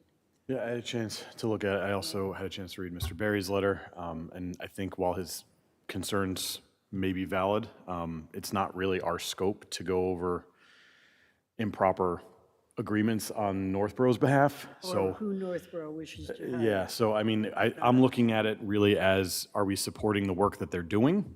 Yes. Yes. Are we supporting the people that they hire? Not really for me to say. So I understand and appreciate your comments. I just don't think that's necessarily something we can really weigh in on. No, I'm looking on it as supporting the B-Wall, and that's, what we're trying to do. And obviously, the more we can work with other communities on the B-Wall, that's what we've all talked about, what we wanted to do. So I would endorse and direct Jenny to send the letter that she, Would you like a motion?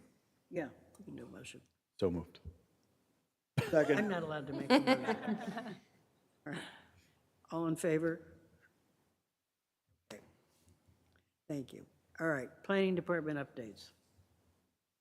I have no other updates at this time.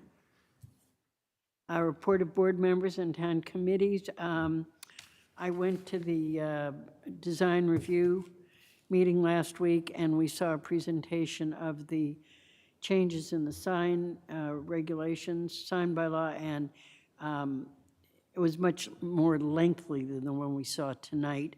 I expressed my opinion, as I did tonight, that this was something I felt needed to be put off until October, but thank them for the work they've done.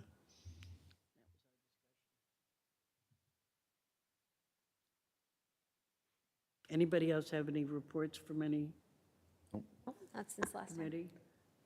Sustainable Westborough will be, just reach out to Jenny earlier today about getting on our agenda to give a presentation about the specialized energy code that will be one of the warrants at town meeting. So look out for that. Do they have a date on, I haven't read the email yet, but. No, I think he just asked to talk and figure out a date, so. Okay, John, we've got minutes from the last meeting. Yep. Everyone have a chance to look at the minutes? Yep. Any edits or comments or changes? For me. Have a motion to accept the minutes as written? So moved. Second. All in favor? It's 5-0. Thank you, John. Upcoming meeting dates, the 3rd and the 17th of February. John, I understand you will not be here the 17th. I hope you're going someplace nice. Someplace warm. That's all that matters. But will everyone else be here? All right. I don't see anything coming up. I would like, I think it would be important to close the public hearing probably on the Milk Street project. Think it's important on a project of this size that we have all our members here to vote on projects like that. So I would look to hopefully be able to complete that on the 3rd. And just so you're aware and everyone else is aware, I have a meeting for work. I have to present the budget for the select board on the 3rd. I've asked them to put me first. They said they'll put me first. Okay. So should be like an 8-minute presentation. I should get here hopefully on time, but I might be a little late. Okay, great. All right, well, we will work around you. Appreciate All right, it. is there anything else anybody would like to bring before the board this evening? If not, could I have a motion to adjourn? So moved. Is there a second? Second. All in favor? Thank you very much, and thanks for Westborough TV.